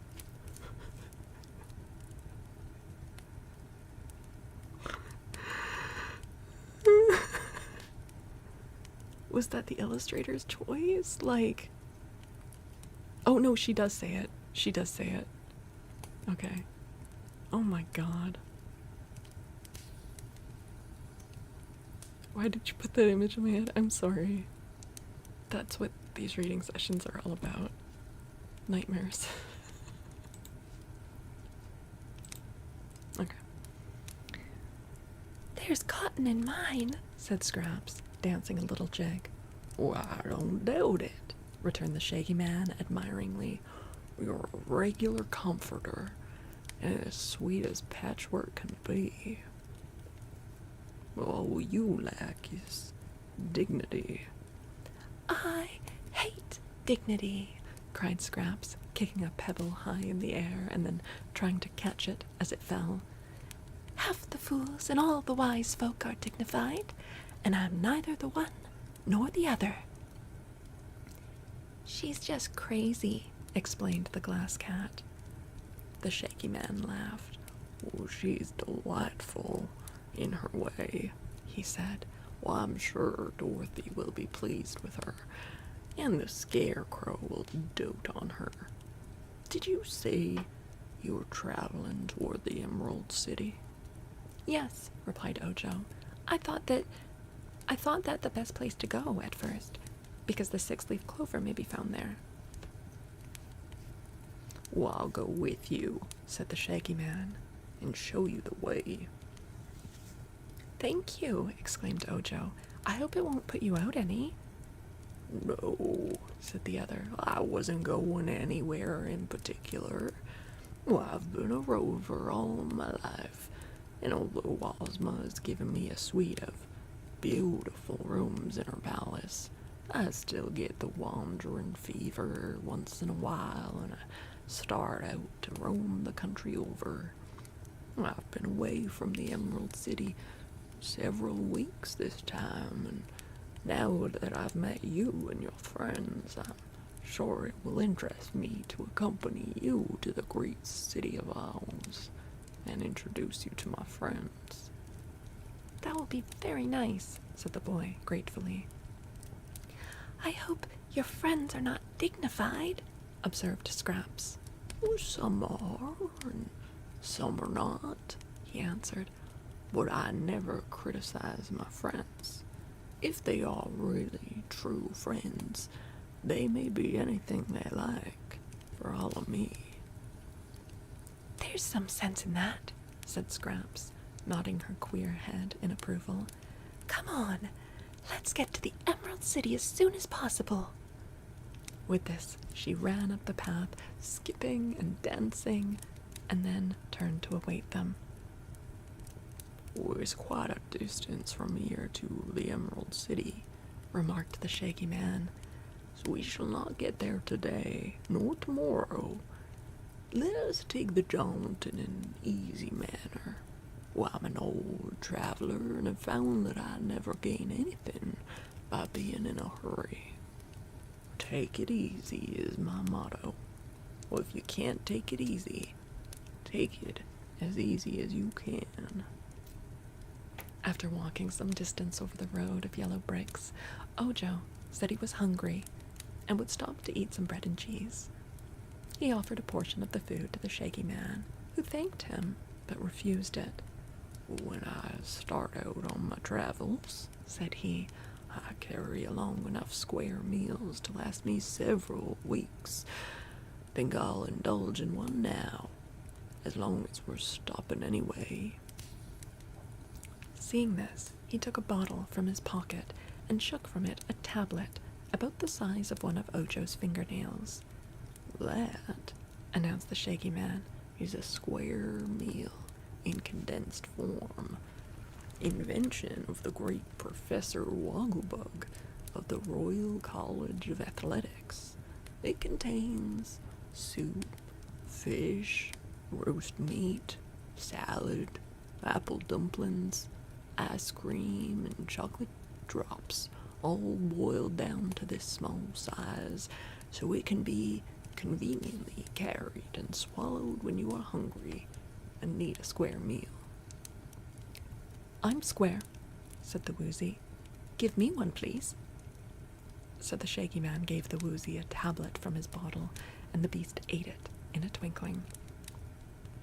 You have now had a 6-course dinner, declared the Shaggy Man. Pshaw, said the Woozy ungratefully.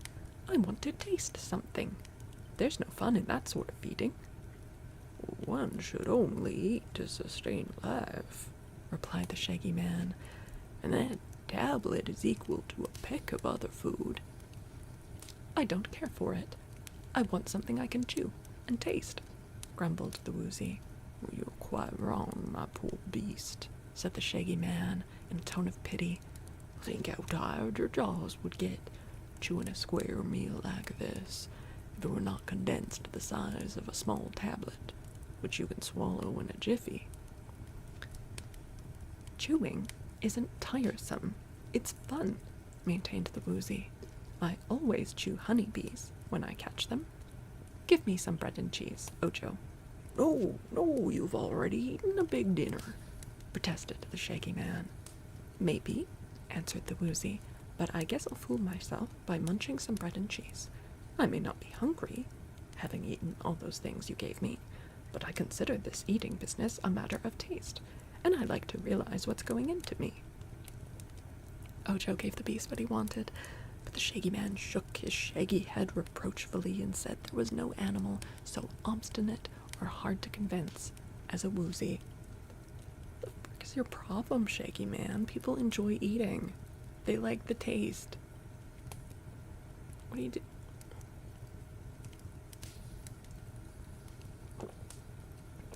Hi, Zammy. I know, half expect him to start turning into a blueberry.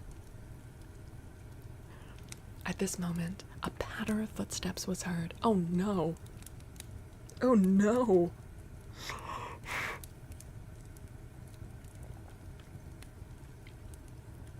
And looking up, they saw the live phonograph standing before them.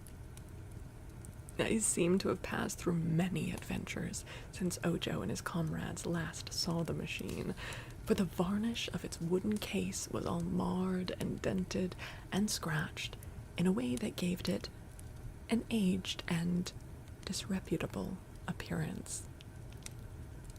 Look, I knew that the phonograph would be back. I was kind of hoping it would take longer. What voice did I end up giving him? Zammy, wait, is it your birthday today? It's your birthday today? Try telling the Hungry Tiger not to eat a fat baby. The Hungry Tiger won't eat fat babies. He just wants to a lot. It is! Oh my god. Oh my god, you guys. We got a birthday. We got a birthday happening. We got a birthday happening. Get ready. Get those nuts out. Oh yeah, maybe Wacklebug can make a pill that contains a lot of fat babies. That's a good point. Are we ready? Let me see some nut slides in chat. Thank you, Sean.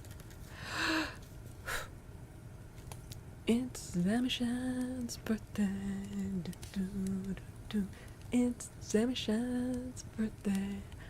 Do, do, do. It's Zamishan's birthday.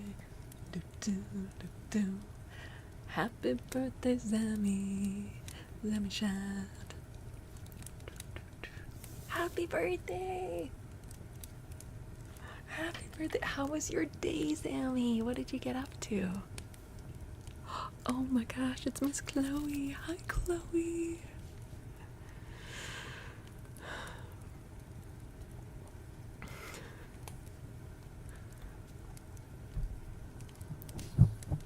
Sounds like you were having some fun though, Zammy. Oh yeah, Moonstar, so I've only recently started streaming on YouTube and posting to YouTube. I've been streaming on Twitch for over 3 years now. So yes, my main platform is on Twitch, but we are looking to grow the YouTube. Totally fine though, Moonstar. If you want to stay over on the YouTube, that's totally fine. Yeah.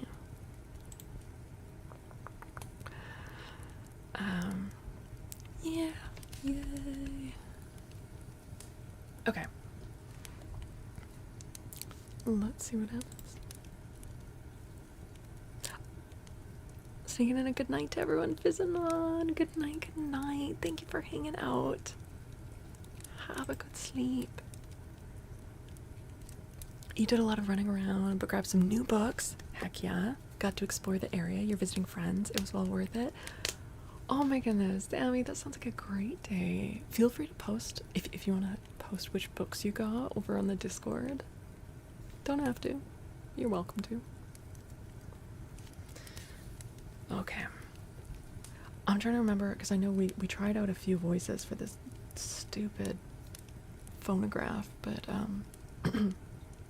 you're making an account on Twitch? Yeah, I mean, I think Twitch is great in a lot of ways. There's, I feel like it's a bit better for, like, community than YouTube, but I am excited to be starting up on YouTube as well and kind of, like, building things up over there, so you're welcome to watch on either. But there are other things, like, Twitch has, like, channel point redeems and, like, more interactive stuff, so. Okay. Yeah, it's nice to know you as well. I'm glad you wandered in and found us. Okay. Dear me, exclaimed Ojo, staring hard. What has happened to you? Nothing much. Oh wait, didn't we end on giving him a bit of a, like, poshy, condescending voice, or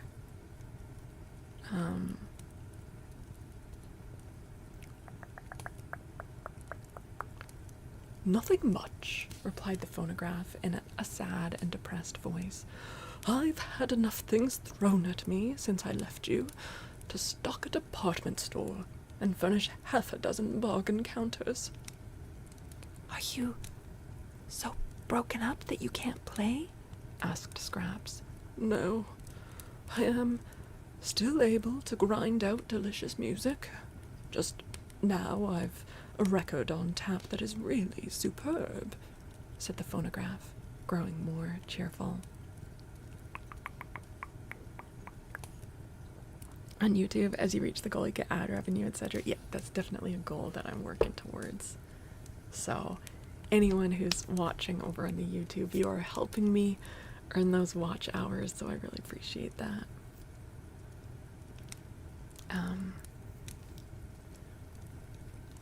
I've got a record on tap that's really superb, said the phonograph, growing more cheerful.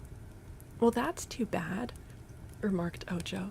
Well, we've no objection to you as a machine, you know, but as a music maker, we hate you.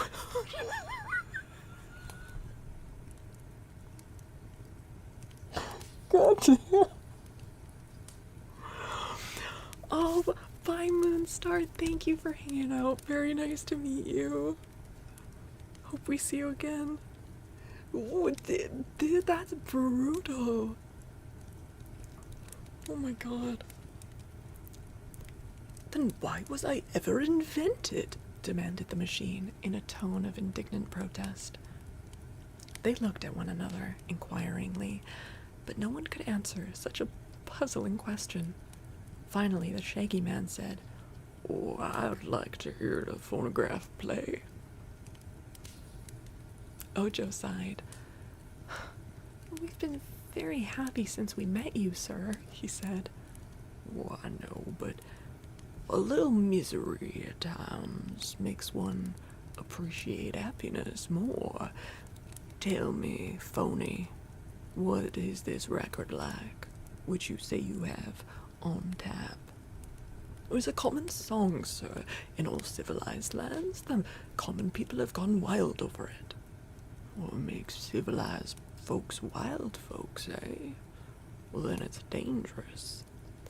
Wild with joy, I mean, explained the phonograph. Listen, this song will prove a rare treat to you, I know. It made the author rich. For an author, it is called My Lulu. And then the phonograph began to play. A strain of odd, jerky sounds was followed by these words, sung by a man through his nose with great vigor of expression. I don't know if this is a real song or not. If it is, I don't know the tune, so. I want my Lulu, my cross-eyed Lulu. I want my Lulu, Lulu, Lulu, Lulu. I love my Lulu, my cross-eyed Lulu. There ain't nobody else loves Lulu. Oh, you shut that off, cried the Shaggy Man, springing to his feet. What do you mean by such impertinence? It's the latest popular song, declared the phonograph, speaking in a sulky tone of voice. A popular song? Yes, one that the feeble-minded can remember the words of, and those ignorant of music can whistle or sing. That makes a popular song popular, and the time is coming when it will take the place of all other songs. Damn. Really coming down on pop music there. That time won't come to us just yet, said the Shaggy Man sternly. I'm something of a singer myself. Well, I don't intend to be throttled by any Lulus like your cross-eyed one. I shall take you all apart, Mr. Phony, and scatter your pieces far and wide over the country as a matter of kindness to the people you meet. People you might meet if allowed to run around loose. Having performed this painful duty, I shall... But before he could say more, the phonograph turned and dashed up the road as fast as its 4 table legs could carry it, and soon it had entirely disappeared from their view. What the... Why are they so... Like, yeah, the phonograph is annoying, but, like, just take the record away. The Shaggy Man's like, I'm gonna break you into pieces and scatter the pieces of your body across the country? Yeah, that wouldn't even kill him. It's brutal. I think Baum did have opinions on the music of his day. It just leaves them miserable forever. Yeah, remember when, in the first book, when the Wicked Witch is, like, sending crows after them all, and they, like, scatter the scarecrow, and he's just, like, rags, and he's sentient the whole time for, like, days, just scattered on the rocks.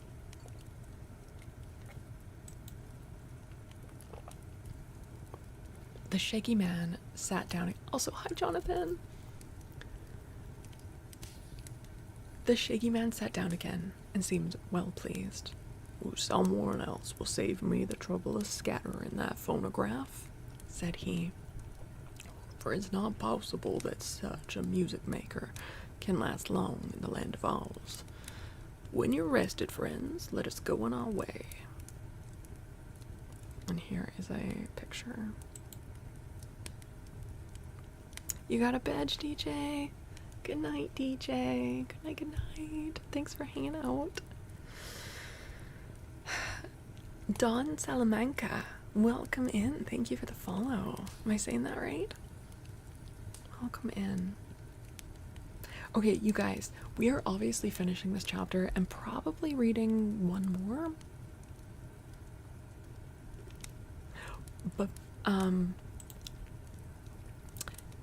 my back is actually cramping up. I don't usually take breaks in the middle of a chapter, but I have to. I'm sorry about this. If you've been here a while, you know I've got back issues. I just need to take a few minutes to stretch, okay? So I will be back soon.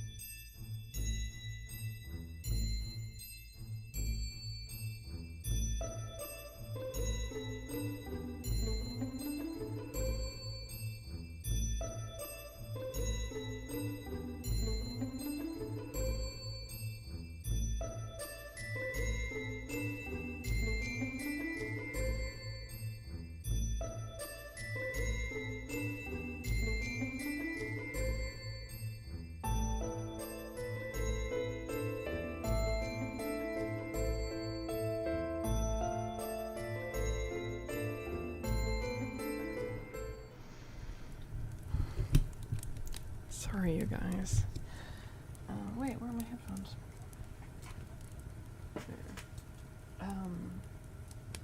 Yeah, my back it went all cramped up really terribly.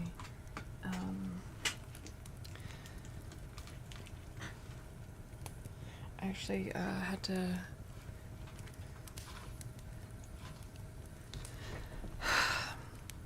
take the corset off so that I can use my heat pad.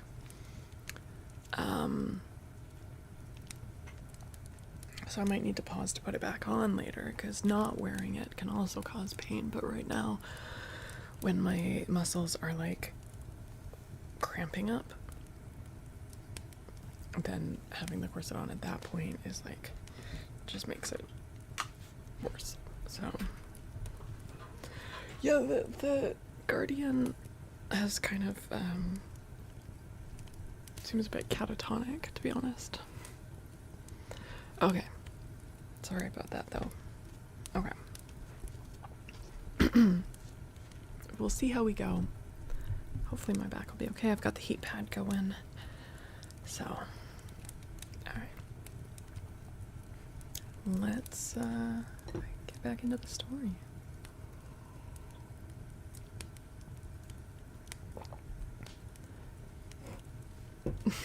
Same Guardian, same.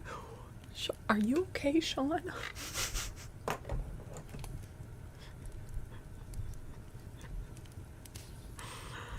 Am I working you too hard? Let me hate the shaggy man. Oh man. Alright.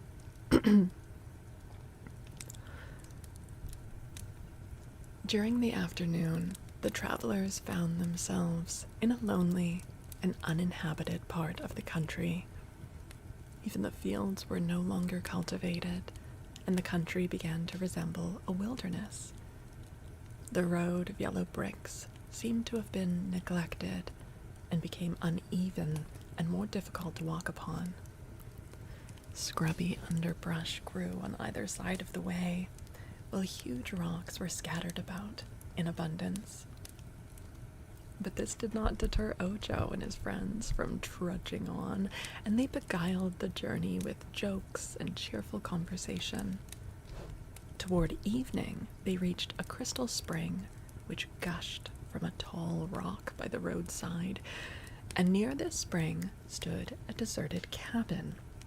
Said the Shaggy Man, halting here, "We may as well pass the night here, where there's shelter for our heads and good water to drink. Road beyond here is pretty bad. Worst, we shall have to travel, so let's wait until morning before we tackle it." Not getting good sleep this time. I'm sorry to hear that. Oh man. Well, Sean, please feel free to, go to bed whenever you want to.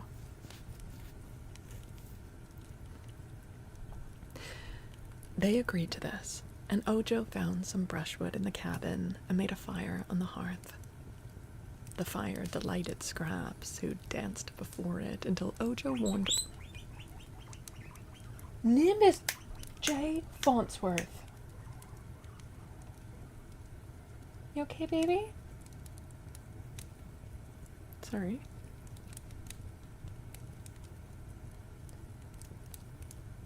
You okay? Yeah.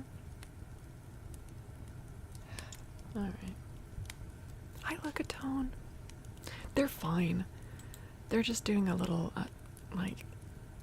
what happened with Nimbus, I think, is trying to, change the order of dominance as Cloud gets older.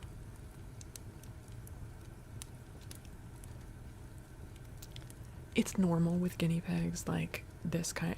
They're not drawing blood. They're not injuring each other. It's just, yeah. Trying to look all casual. It happened with your cats, yeah. 'Cause like Cloud's always been alpha pig, but now Cloud is like elderly. So, all right. They agreed to this, and Ojo found some brushwood in the cabin and made a fire on the hearth. The fire delighted Scraps, who danced before it until Ojo warned her she might set fire to herself and burn up. After that, the Patchwork Girl kept at a respectful distance from the darting flames, but the Woozy lay down before the fire like a big dog and seemed to enjoy its warmth. For supper, the Shaky Man ate one of his tablets, but Ojo stuck to his bread and cheese as the most satisfying food. He also gave a portion to the Woozy. When darkness came on and they sat in a circle on the cabin floor, facing the firelight, there being no furniture of any sort in the place, Ojo said to the Shaggy Man, "Won't you tell us a story?" "Oh, I'm not good at stories," was the reply, "but I sing like a bird."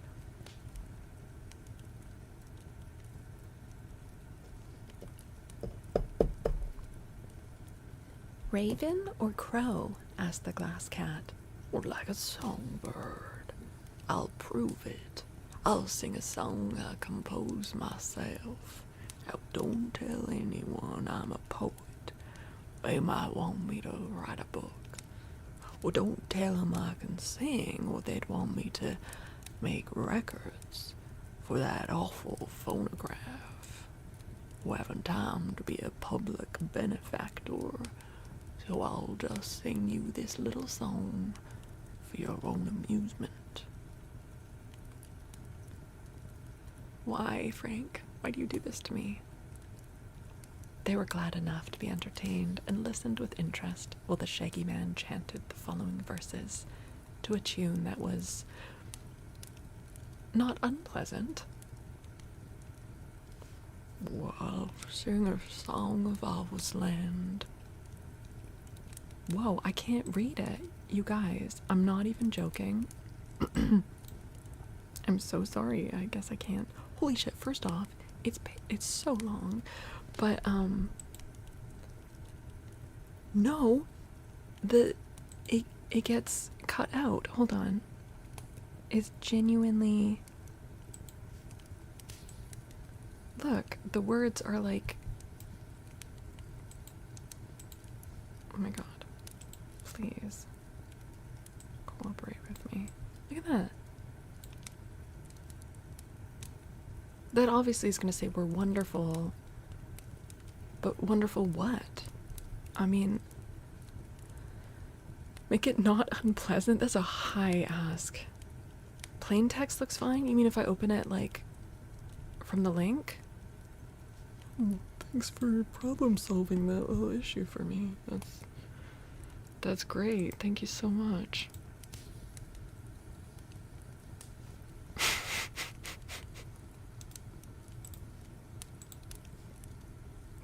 Thank you so much.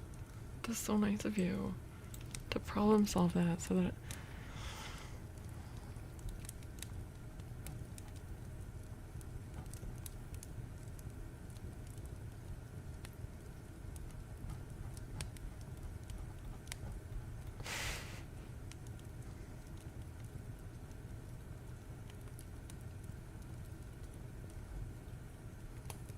Fucking hate L. Frank Baum. Stupid L. Frank Baum. Why do you do this? Why do you do this to me? It's so long. Okay, I'm not gonna really sing it. I'm gonna just read it as the Shaky Man, maybe a little sing-songy. No! It's really long. Well, sing a song of Oz land where wondrous creatures dwell, and fruits and flowers and shady bowers abound in every dell, where magic is a science, and where no one shows surprise if some amazing thing takes place before his very eyes. Our rulers of a witching girl whom fairies love to please. She's always kept her magic scepter to enforce decrees, to make her people happy, for her heart is kind and true, and to aid the needy and distressed is what she longs to do. And then there's Princess Dorothy, as sweet as any rose, a lass from Kansas, where they don't grow fairies, I suppose. And there's the brainy scarecrow, with a body stuffed with straw, who utters words of wisdom rare that fill us all with awe. While not forget Nick Chopper, the woodman made of tin, whose tender heart thinks killing time is quite a dreadful sin.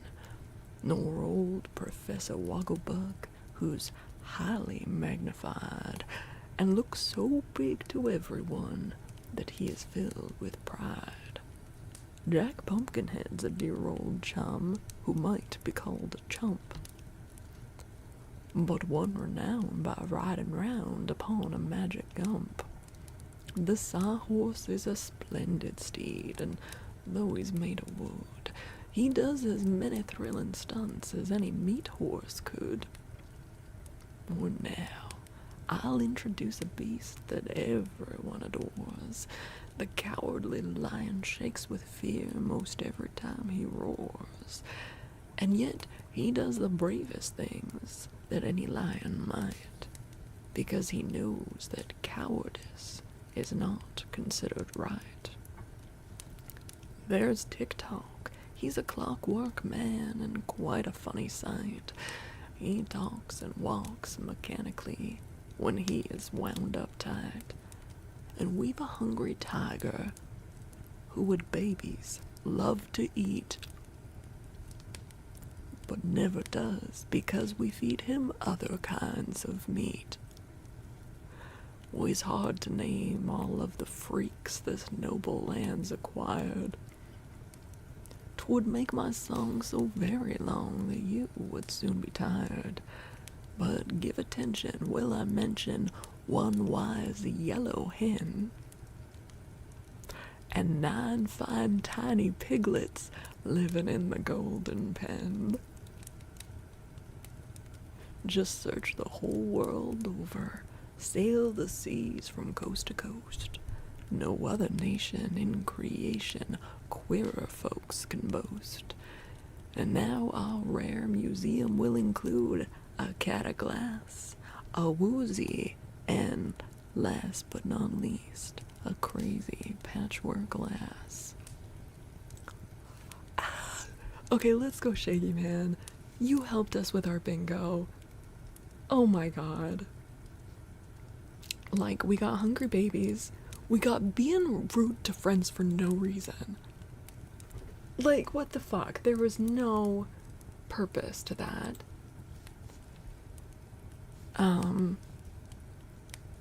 Is there another one? Let's bring up this. Okay.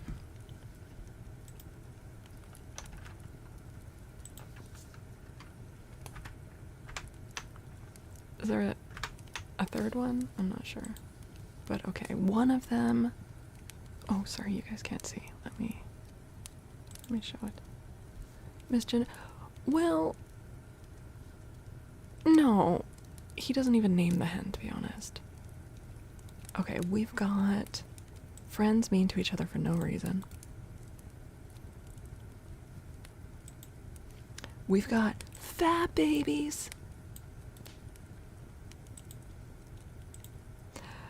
What do we think? Bill is best?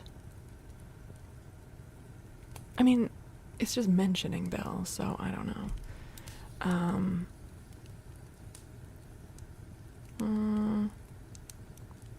We took Piglet Magic off. The piglets were mentioned, but it wasn't really about Piglet Magic or Ship Magic.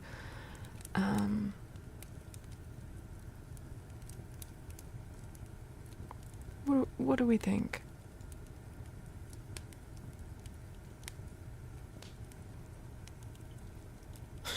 Not shit magic. Just shit magic.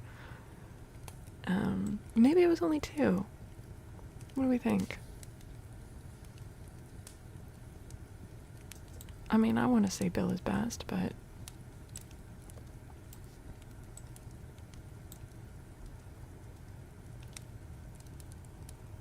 do we think Bill is best? Votes? If you think we should check off Bill is best, just from Bill being mentioned at all. This isn't really an example in the story of Bill being the best, but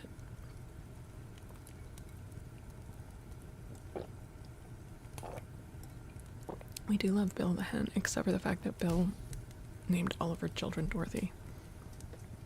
Always, so yes? We're voting yes? To Bill is best? Alright, why not? Look. She's mentioned. She's the best. There we go. Ooh. Okay, so we're 2 away from a bingo in this direction. We're 2 away from a bingo in this direction. And we're 2 away from a bingo in this direction.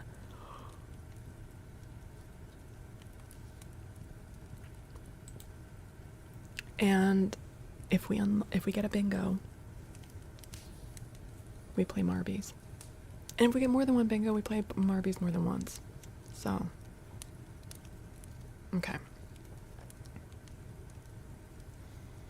I can't believe, like, the first time we met the Hungry Tiger, we thought it was so absurd that he goes on this whole monologue about how he wants to eat fat babies. And we kept joking about it, but it literally every time, like, Baum keeps bringing it up. Crazy. Okay.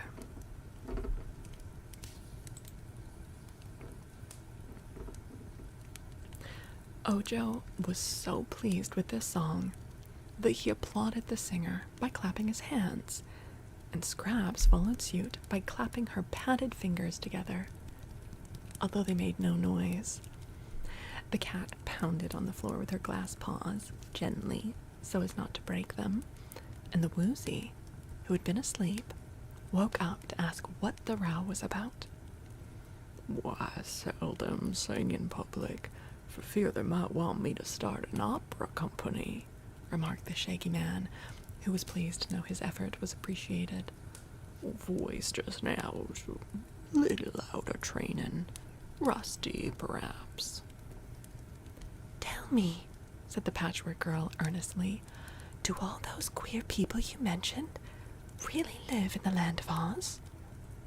Oh, every one of them. Why, even... oh, no. I even forgot one thing. Dorothy's pink kitten. Oh, for goodness sake, exclaimed Bungle, sitting up and looking interested. A pink kitten? How absurd. Is it class? Oh, just ordinary kitten. Well, then it can't amount to much. I have pink brains. And you can see 'em work. Well, Dorothy's kitten is all pink, brains and all, except blue eyes. Name's Eureka. Great favorite at the royal palace.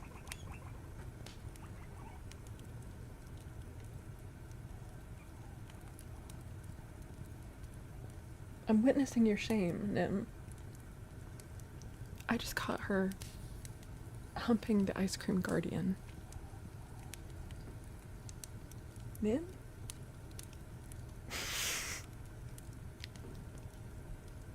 I thought the cat... Also, didn't they hate her at the palace because she kept threatening to eat all the piglets? And they're like, Eureka, you can't. And she's like, why not? They look like they'd be delicious. You can see the cat. Yeah, this cat, Bungle, is made of glass, but it has like little pink marbles in its head, and the marbles like roll around, which is supposed to imitate her like brains working, and she's very proud of it.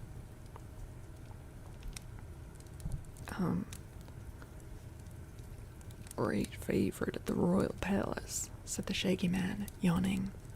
The glass cat seemed annoyed. Do you think a pink kitten, common meat, is as pretty as I am? She asked. Well, can't say. Tastes differ, you know, replied the Shaggy Man, yawning again. But here's a pointer that may be a service to you. Make friends with Eureka and you'll be solid at the palace. I'm solid now. Solid glass. Well, you don't understand, rejoined the Shaggy Man, sleepily. Anyhow, make friends with the pink kitten. You'll be all right. If the pink kitten despises you, look out for breakers. Would anyone at the royal palace break a glass cat? Might. You never can tell. Advise you to purr soft and look humble if you can. Or now, I'm going to bed. Bungle considered the Shaggy Man's advice so carefully that her pink brains were busy long after the others of the party were fast asleep.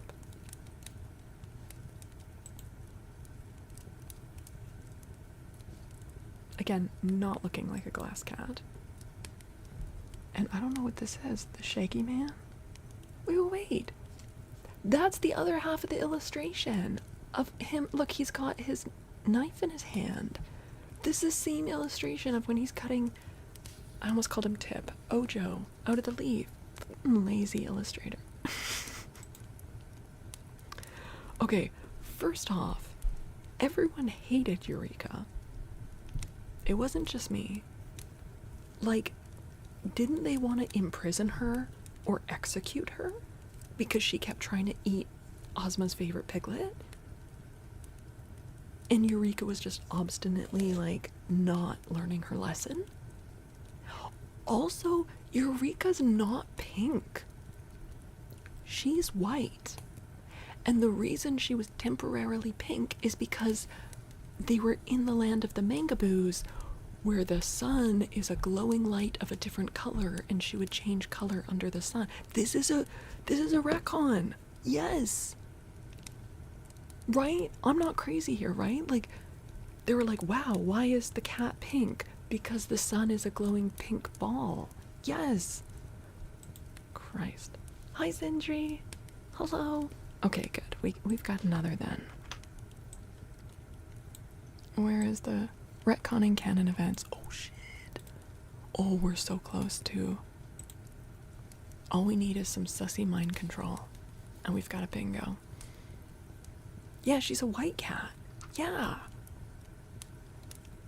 I mean, is this possible?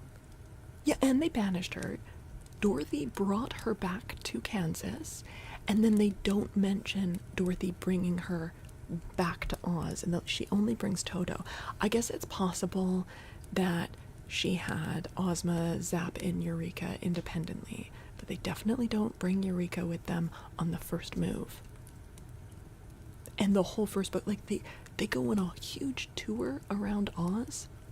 Eureka's not in Oz at that point. She's still on the farm, all alone. They've just disappeared. I guess it's possible they went back and got her later. Hell, it's even possible that they used the magic belt to just permanently make her pink. But the sussy mind part, simply because he mentioned a pink kitten. No, mind control is, like, actually, like, you know, no, this wouldn't count as mind control. But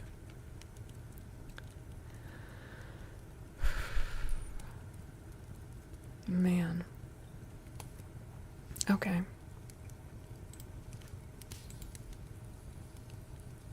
How are we feeling? Are we done with reading for the night? Or what do they mean by Dorothy being queer? Wait, do you mean in the actual book, or do you mean in the in my bingo? The queer undertones. Baum, okay. Baum uses the word queer a lot in the old-fashioned sense of the word, which just means odd. strange, unusual. Yeah. When I say queer undertones in the bingo, that means like homosexual undertones. There's some things where we're like, ayo.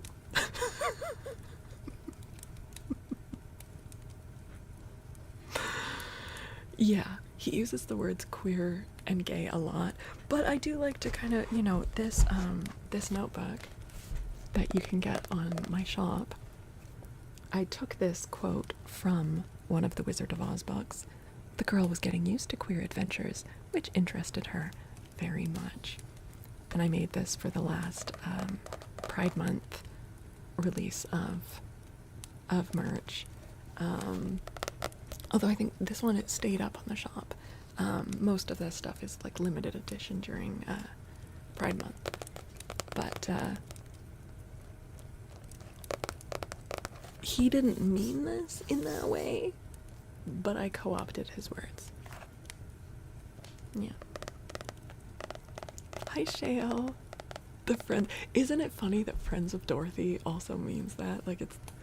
Yeah, when in the actual text of the book, if it says queer, it means unusual. If it says gay, it means happy. On the bingo board, when we say queer, we mean queer.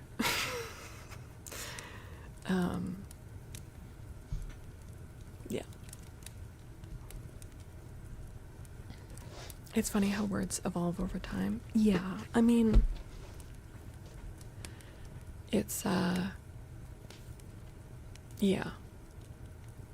It does show how, like, the word queer, honestly, I think in some places it still is, you know, but very much was an insult when used to mean not straight.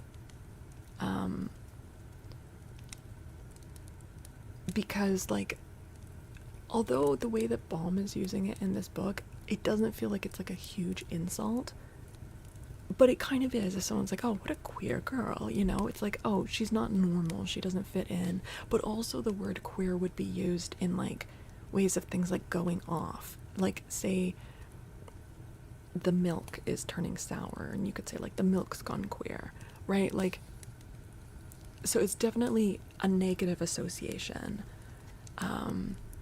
but is a word that has been like reclaimed by the queer community.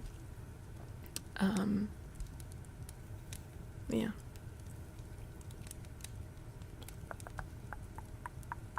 Okay. What are we thinking? Are we reading one more, or are we heading to do some ASMR at this point? Now, I'll be honest, just with how my back is feeling, I might be able to make it through another chapter, but if we do, could mean we don't do very much. Well, yeah, originally it would be like happy, but also like colorful, merry, you know, like a gay explosion of flowers, you know. Yeah, the old phrase for like a small like bundle of flowers would be a nosegay, because it just smelled so good. So, hi Cake, hello. Leave the next chapter for tomorrow. Well, to be clear, it'll be Tuesday. Tomorrow, no stream tomorrow, but I'm gonna try to get out YouTube videos. But okay, well, let's pause the reading for there.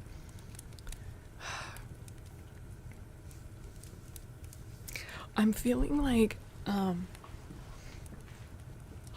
is that wine? No, it's just flavored water. I'm feeling like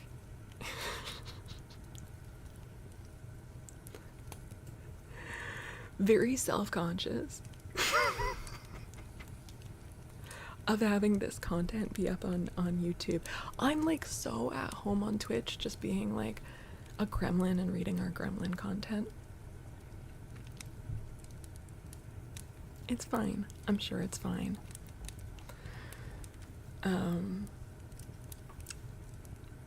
But yes, YouTube, if anyone has been watching this, whether you're here for the live or coming in afterwards, well, thank you for watching, and I hope you enjoyed it. This channel, as you can see, I've been working on getting edited versions of Carmilla up. I've made a playlist for that. I'm gonna get another chapter up for that tomorrow, and then also, yeah, we're now doing the live streams of reading here. We are going to be continuing on Twitch a little bit, so if you would like to come hang out over on Twitch, I don't know how much longer I'm going just because of how my back is feeling, but oh, thank you, Sean, sorry, I didn't know you were back. Yeah, if you want to come hang out, then that's the link. Otherwise, I will be back on Tuesday night, but also on Tuesdays, just letting the YouTube side know, we do co-working streams in the afternoon, and those happen only over on Twitch. So if you're interested in doing an afternoon co-working stream on Tuesday, that'll be over on Twitch, and then Tuesday night, full stream on Twitch, the reading section will be live here on this YouTube channel. So thank you so much. Drop a like if you liked it. Comment if you want. Thank you for watching. And yeah, see you guys on Tuesday. Oh my gosh, and we got it right. Okay, bye YouTube. Bye YouTube.